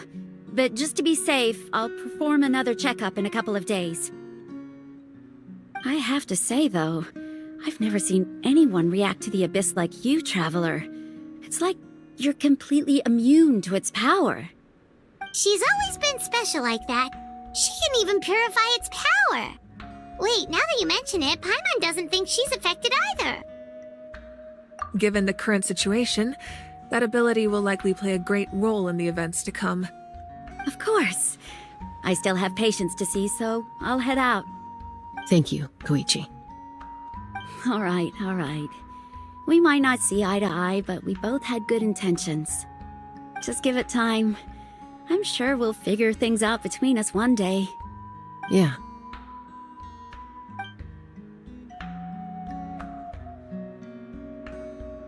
All right. There's so much to discuss, I don't even know where to begin. You've seen it for yourselves now. The devastation in the Night Kingdom. I'll get straight to the point. Natlan is on the verge of destruction. It's very possible our nation has less than a year before total devastation. Huh? No. That can't be true, can it? That's right. But I've only ever disclosed that fact to the handful of people working with me to save this nation. Our looming destruction is not a recent development, but the inevitable conclusion of the disaster the Abyss initiated 500 years ago. Mulan told us a little bit about that. 500 years ago, all the nations of Teyvat were invaded by the Abyss. Unlike the other nations, Natlan never had stable and deep-rooted ley lines, so we suffered the worst of the invasion. The battle against the Abyss was exceedingly long and brutal. In the end, victory came at the cost of our civilization and countless lives. Even then, it took centuries of solving the disasters caused by the Abyss to finally achieve the peace we know today. And still, this is but a superficial victory. The forces of the Abyss have merely been driven back underground. Their threat to Natlan remains as real as ever. I'd never have guessed. The problems plaguing the Night Kingdom are all the more complicated because that realm is essentially functioning as Natlan's ley lines. Immediately after the war, our calculations estimated that we would have a maximum of 500 years before the Night Kingdom was completely lost to the Abyss. But at that time, we were a nation of the destitute. Our people no longer believed in victory, nor did they hold hope for the future. Our civilization was dying, our faith crumbling, and the line of power passed down from the Wayab nearly severed. If we didn't bring the nation back together, it would be foolish to even dream of defeating the Abyss in the future. So, the Archon had a long and involved discussion with the heroes of each tribe, and finally came up with a 500-year-long plan to save Natlan. So that's what happened. After finding Kachina, I encountered a strange figure who gave me a series of new memories. Since the plan was mentioned in those memories, I guess I've been chosen to play an important role in it. But there's still something I don't understand. Those memories showed me the Pyro Archon from back then. And it was you. Huh? But that doesn't make any sense. The Pyro Archon is supposed to be human. It's impossible for a human to live that long. That's right. The hardest thing for humans to overcome has always been time, or rather, the natural limitations of our lifespan. A god can extend a human's life by using a certain amount of divine power, or subjecting them to a curse. But, as we all know, Natlan doesn't have gods like that. We can only rely on our own methods. A human life is like a flame destined to be extinguished. 500 years ago, I placed my life within the sacred flame. Only by dying before my time could I have the chance to wake up again. So, in other words, this is your second life? Yes. We only managed to defeat the Abyss all those years ago because the tribes came together as one. If the Natlan of the future was to have a fighting chance, the Pyro Archons that came after the war had to rebuild the decimated tribes. The goal was to reunite the people and restore the strength of each tribe's Wayab. Once a tribe was back to its full strength, the tribe's Wayab would select a hero, indicating the tribe was once again ready for war. The Chosen would then stand by my side in defense of our nation, just like great heroes of old 500 years ago. So that means I'm one of the Chosen? That's right. You bear the ancient name Umoja, the same one held by the hero from your tribe 500 years ago. It means unity. After your adventure in the Night Kingdom, I trust you've come to fully understand the meaning of that name. So in other words, you always knew who the Wayab were going to pick from each tribe? Yes. According to the plan, each tribe was supposed to have been fully restored by the time I awoke. But something went wrong along the way. The 6 heroes successfully inherited the ancient names from 500 years ago, but the intel regarding the plan wasn't passed on to them. Once again, it comes down to the deterioration of the Night Kingdom. Communication between the Sacred Flame and the Wayab has been blocked. Just like how the Ode of Resurrection failed to bring Kachina back. Exactly. It's just another tactic the Abyss is using against us. The Abyss may not possess intelligence, but its methods certainly aren't easy to counter. If we want to unblock that information from being passed on, my presence alone isn't enough. The ancient name-bearer must establish a greater connection to their name. So, I've tried my best to help them from the sidelines. Currently, Shalonin of the Children of Echoes, Kinich of the Scions of the Canopy, and Iansan of the Collective of Plenty have all been acknowledged by their names. During your adventure, you too earned the acknowledgement of your Wayab, Mualani. In the process, you gain the memories stored within your name. But we have less than a year! Yes, but we have no choice. We cannot start the plan until all the heroes have been gathered. That's also why I haven't been able to take action despite the urgency of the situation. But if you knew this whole time, why didn't you just tell me about my role in all this? Wouldn't that make everything go a lot faster? Perhaps, but the opposite could also be true. Knowing your destiny too early could mean failing to realize your full potential. Just like your determination to save Kachina, I hope your commitment to this endeavor comes from your own strength of will, rather than a sense of obligation. So I suppose you're not going to tell us who the final two heroes are then? That's right. Their time is yet to come. Putting pressure on them beforehand will only hinder their development. I can only trust in the judgment of the Wyab. I have never believed I could solve this crisis alone. In fact, it was precisely because I chose to trust and rely on others that we managed to get this far. Natlan's salvation lies not in its Archon or any singular individual, but in us all. You're quite perceptive, aren't you? I thought I might get away with avoiding the topic. Huh? Oh, right! All the stuff you stored here before, where did it all go? Even though I sacrificed my power, I still needed a contingency plan to ensure you would make it back from the Night Kingdom. After all, I was the one who allowed you to take that risk, and Mualani has an important role to play in my plan. In addition to their sentimental value, the items I stored here held a much more important purpose: fuel. Fuel? Ah, so back then, that's why you... Yes. The stories embodied by those items are certainly important, but there's an even more significant trait they all share. Every item belonged to a hero of Natlan. Over time, they became imbued with a certain amount of contending fire from being carried in battle. On their own, each item's power is limited, but together, their combined effect can prove quite useful in a dire situation. By burning those items, I was able to activate the contending fire stored within them to open the boundary between the two worlds. It was a rather crude approach, so all their power was depleted in an instant, as you can see. But weren't they all precious treasures? What about their stories? That's exactly why I dragged you all here. No matter what, I never wanted the Pyro Archon to have to use that power. Oh, I'm so sorry. You have nothing to be sorry for.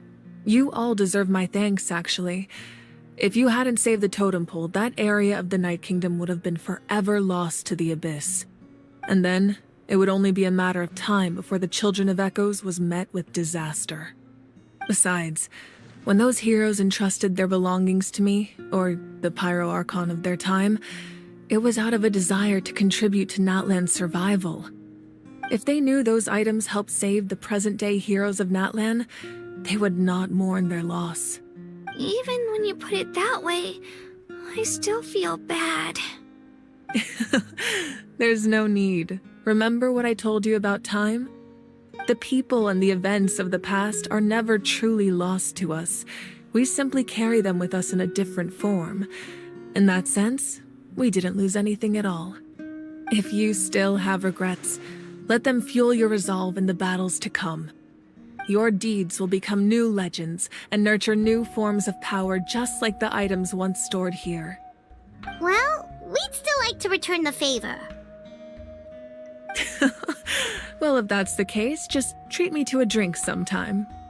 Now that Kachina has returned, we can finally hold the victory feast and celebrate your team's triumph in the Night Warden Wars. And we could all use the rest, that's for sure. Plus, you'll be able to silence everyone who doubted you once and for all, Kachina. Still, now that I know the danger we're facing, having a victory feast doesn't feel right. Try not to let it get to you. It's important to stay calm. Worrying about it will only affect your judgment. All right, you should head out. I'll join you in a bit.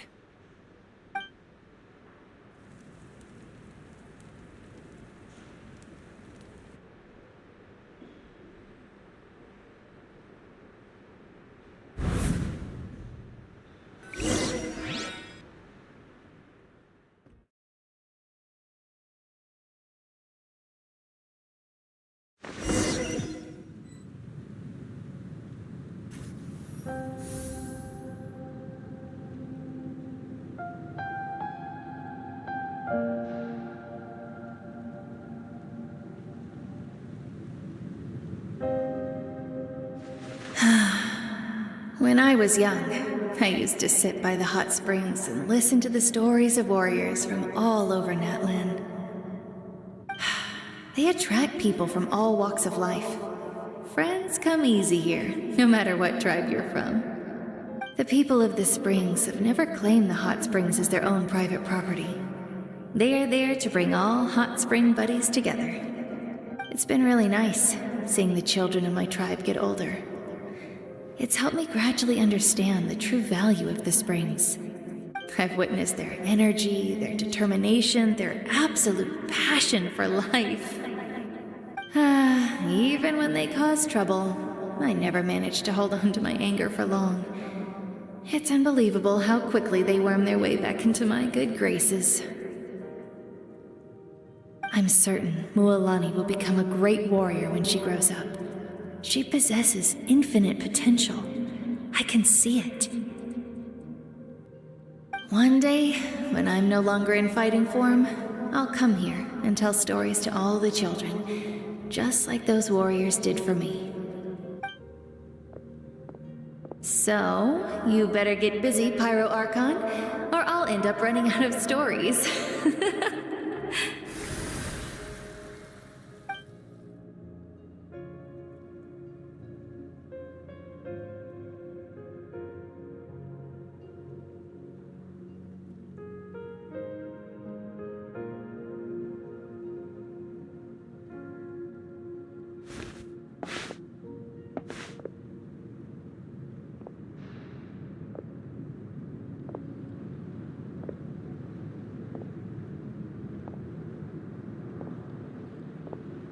Our nation is engulfed in darkness. Our tribes stand divided, and yet you promise victory in the distant future. The Abyss is a cunning enemy, one that I faced in battle many times. Were that not the case, I would never understand exercising this degree of caution. My rage will never know absolution. Then my power will no longer aid you in victory. But you came to me because you knew you could convince me with just a single sentence. I understand your choice. The heroes of today will forge the path ahead with blood and fire. Just remember to earn us the victory we are owed. Otherwise, rest assured, I'll find a way to collect the debt. For Natlan.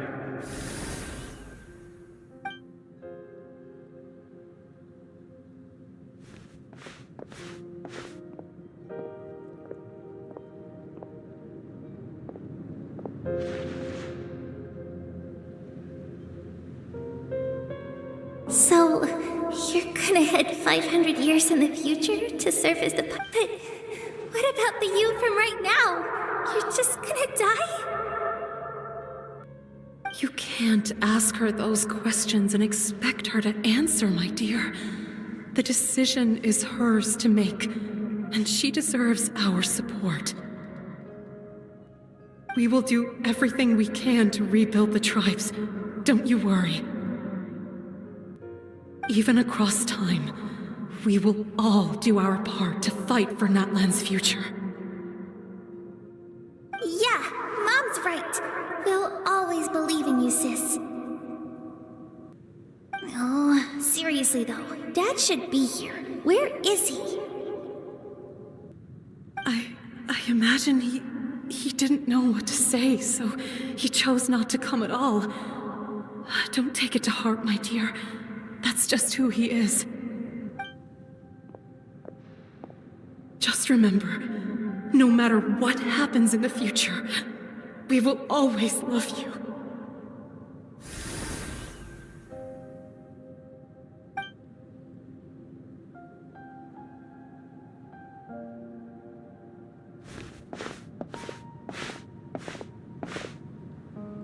I'll come find you one day. I know I can't live that long, but I'll think of something. There has to be a way for us to meet again one day. If there's an answer out there somewhere, I'm gonna find find it. So, don't forget about me.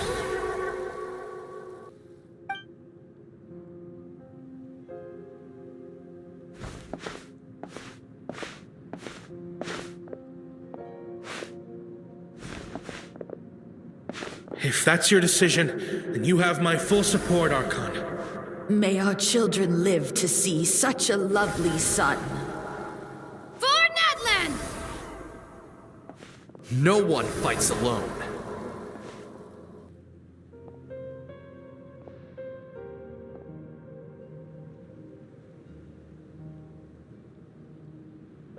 The rules are my legacy.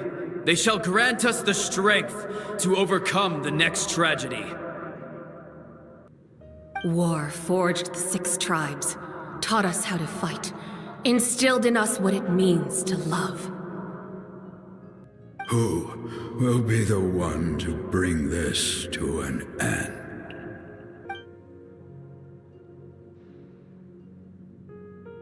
We are the inheritors of memory and legend. Those who grew alongside sun and wind. Those who forged our own destiny and future. That is Natlan's fire. The lifeblood of our nation.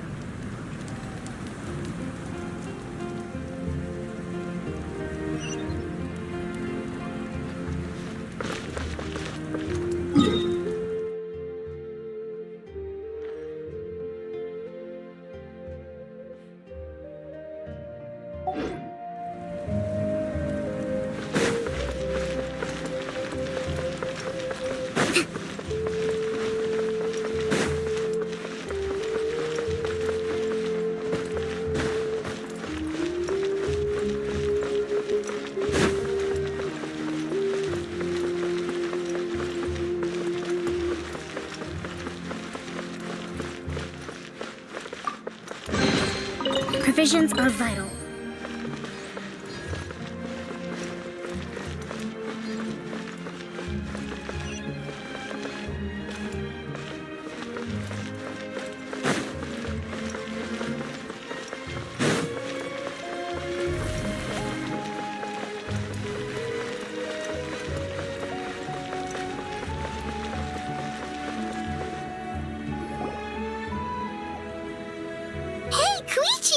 You here for the victory feast too?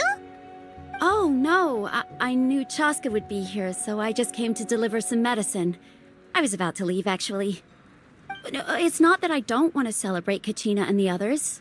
I'm so glad she made it back. It's just... well, I'll make things awkward if I'm around my sister right now. Ah, well, you two had a fight, so Paimon can understand.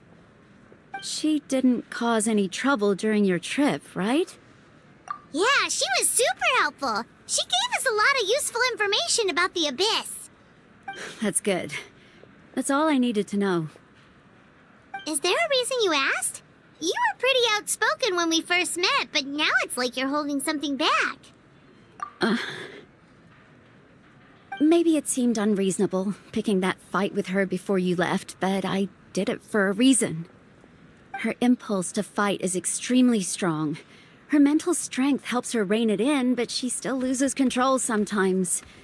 I had no idea what you might face in the Night Kingdom, so I didn't want to take any chances. So what you're saying is... Okay, so maybe it sounds a little stupid, but it works pretty well. It helps her keep her cool for a little while, at least. Anyway, I'm just glad you were able to make it back safe and sound. That's all I wanted. But do you really have to go that far? Can't you just talk it out? No way.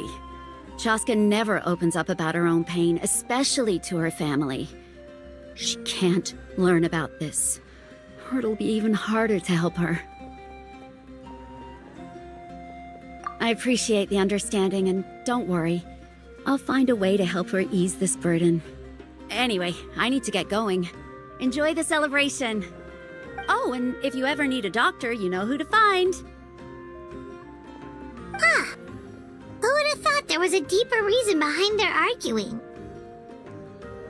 In the end, it's all the Abyss's fault. Paimon's had enough of them.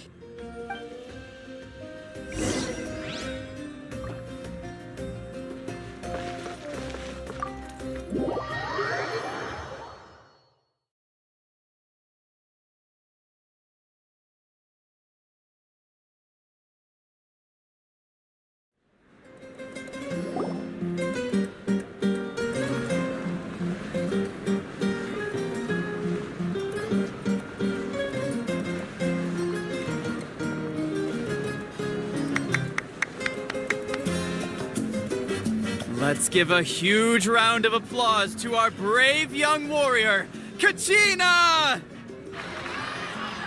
Woohoo! Well done, Kachina. Thank you, everyone. I'm so glad I finally made it. I always knew you could do it. With so much potential at your age, you have a great future ahead of you. You're one to talk. Don't think I didn't know you were the first person to abandon your team. I'll be dealing with you when we get back. I had no choice. My friend invited me. I couldn't just say no. Oh, really? So you weren't just trying to get ahead in the first round? I wasn't, I swear. I just happened to find that bearer injured in the wild, so I stopped to bandage his wounds. When he insisted on repaying the favor, what was I supposed to do? I'm just one person. I figured Kachina would have no trouble replacing me.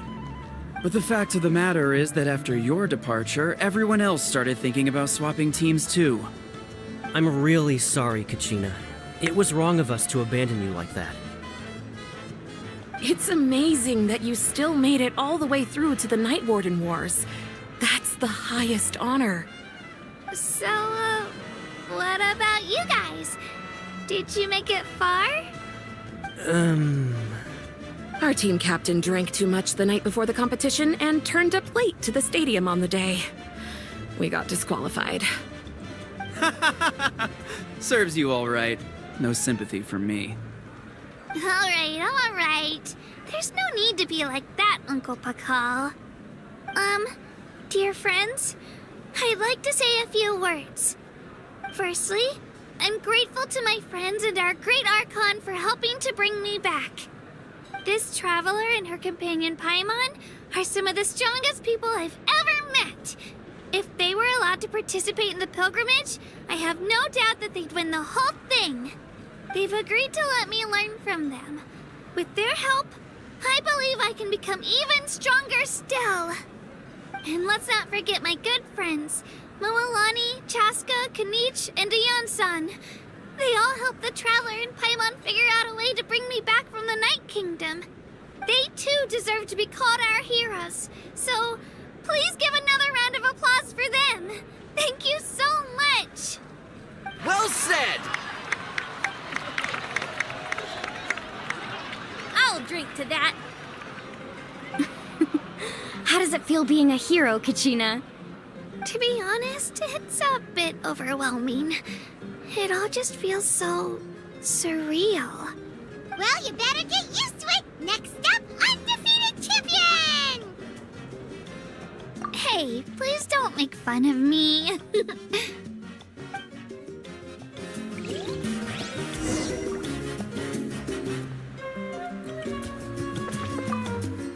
My apologies. I knew more than I let on. Everything comes at a price, and most heroes aren't people who set out to become a hero. If you cling too tightly to your goal, you end up losing things that are far more precious. But in any case, we're now on the same page. I wonder how long before the two final heroes appear. From the Flower Feather Clan and the Masters of the Night Wind.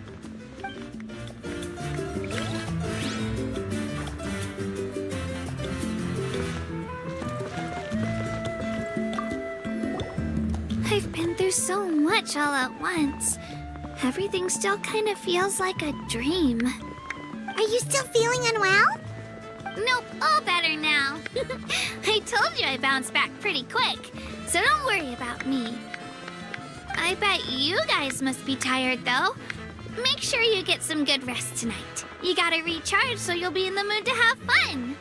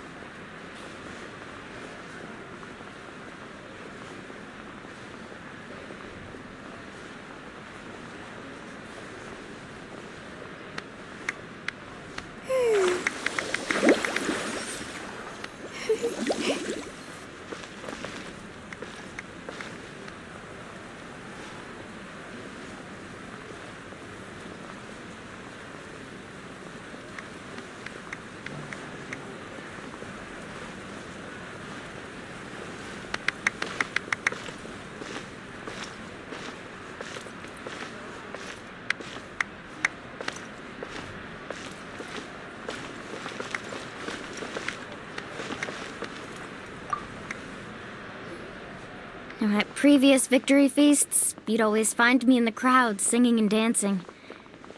But after what I found out today, it's too much. I'm still trying to process it. It does feel weird seeing you so out of sorts. Is this another pearl of wisdom based on your adventuring experience? Well, Paimon agrees with the Traveler. Everyone's come together to celebrate Kachina's achievements. That's gotta be a first. You're right. Kachina looks really happy. And now I'm being the moody one. Enough doom and gloom. Time to shake it off.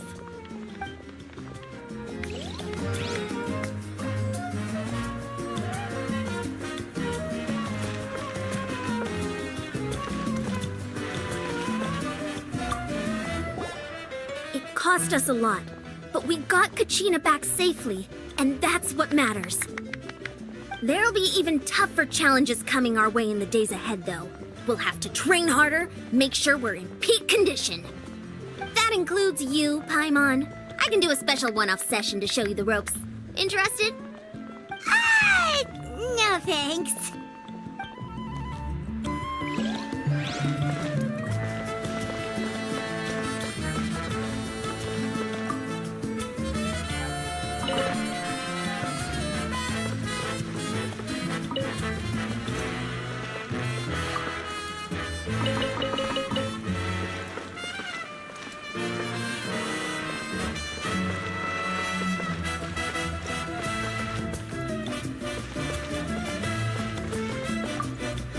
It's rare to meet travelers as strong and brave as yourselves. I raise my glass to you. Anyway, my sister's already gone back to our tribe.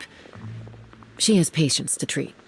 Oh, we actually ran into her on the way here and, well, Paimon just thinks she really cares about you. Yeah, I'm planning on visiting home myself in a few days. To tell her and the rest of the family that they need to be extra careful. I just hope they take it seriously. The Abyss has likely sensed your arrival in Natlan by now. So exercise caution on your adventures as well.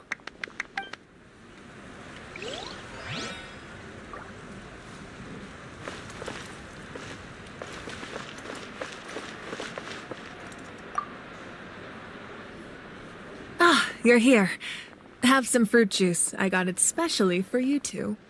How did you know? That's Paimon's favorite! You look like you've still got questions. Ask away. Because they had their own lives to live.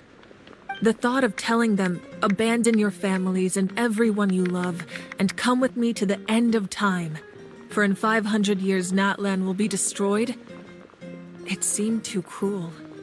You could just as easily point out that everything in this world would come to an end eventually. But life is short, and beyond a point, it just doesn't seem real.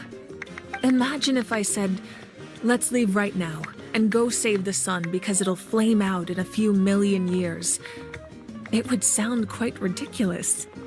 I couldn't make them shoulder that burden with me. Besides, every generation will have its heroes, this one included. The plan could still work without them. Or, of course, without me. But since I was the one who came up with the plan, I felt duty-bound to see it through to the end. Paimon's suddenly remembering that portrait in your room. Was that your family from back then? Yes, it was. So when you asked me who my sister grew up to be, the truth is that very little information survives. From what I've been able to piece together, I can conclude with a reasonable degree of confidence that she ended up as an architect and artist. She played an instrumental role in rebuilding the scions of the Canopy tribe, designing and building many houses. But of course, none of her buildings are around anymore. Still, it was an impressive achievement, and I'm very proud of her. You feel loss keenly. It seems to stir up feelings of regret in you.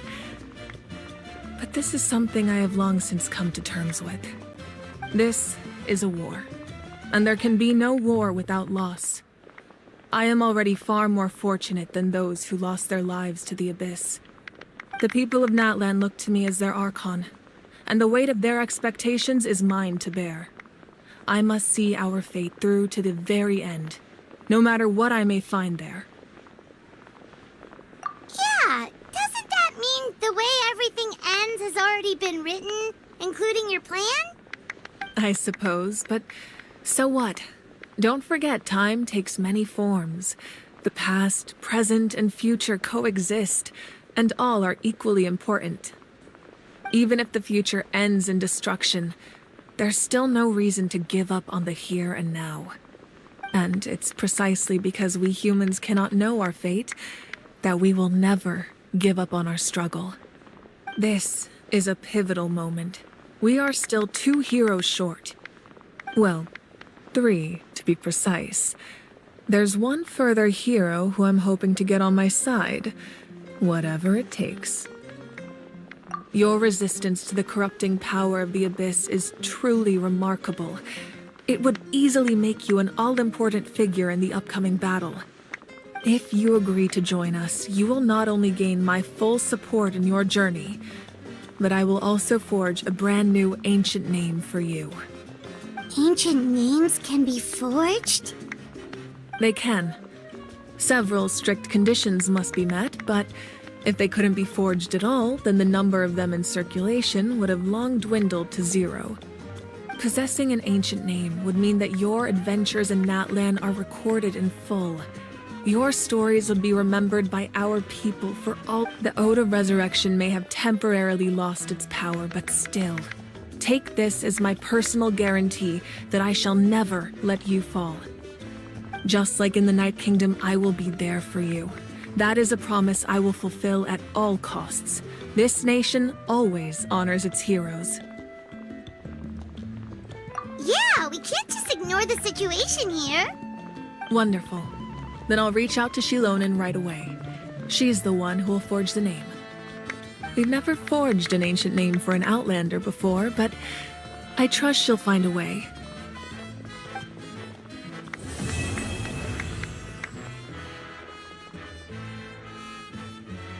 My lord, we've received word that the Pyro Archon has lost much of her power. Although your injury complicates things, this is most certainly the opportune time to seize the Gnosis. Victory and defeat are rules, not outcomes.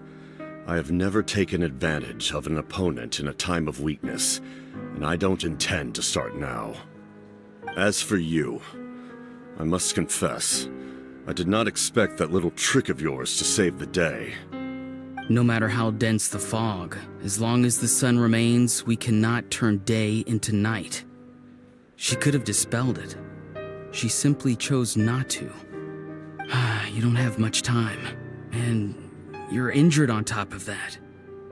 What do you plan to do next? I'm beginning to see just how useful you may turn out to be. You heard something from here, didn't you?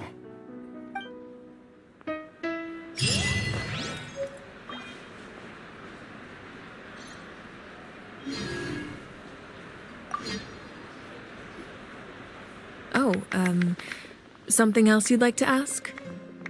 Well, our intel suggests he hasn't made any new movements yet. Although Kenichi's investigation helped us confirm that he's being aided by someone from the Masters of the Nightwind.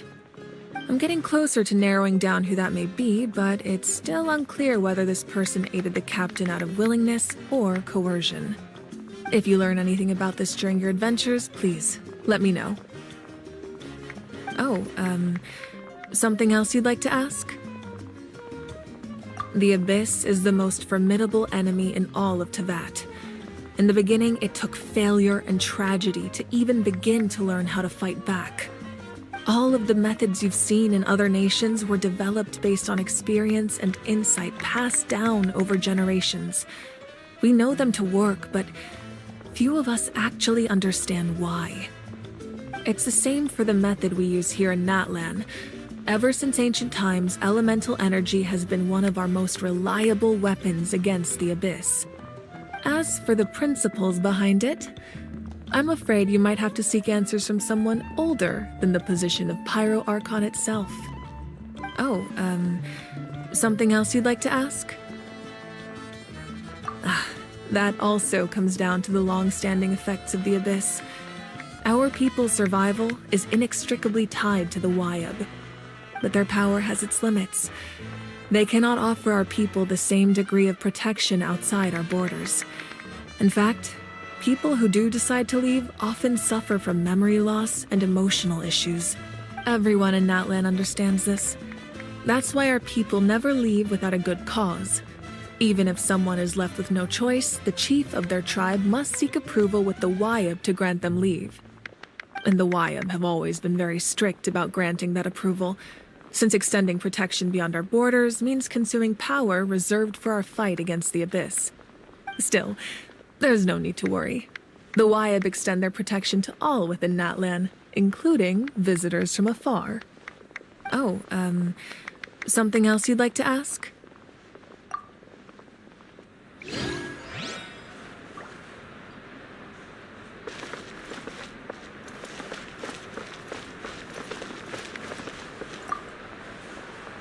All right, Kachina, let's party! I'm a little embarrassed. Don't be. Come on, you're the star of the show today.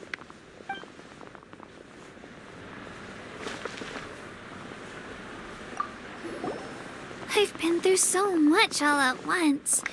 Everything still kind of feels like a dream. Are you still feeling unwell? Nope, all better now.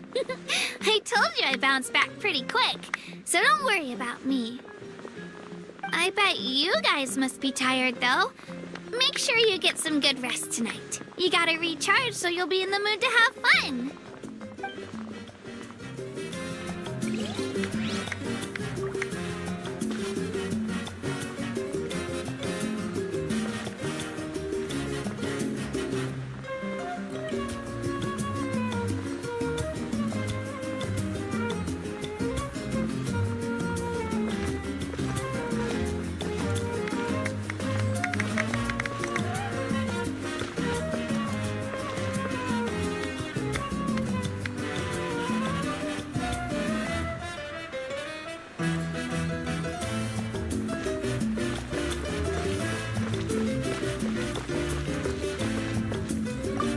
It's rare to meet travelers as strong and brave as Anyway. Oh, we actually ran. Yeah.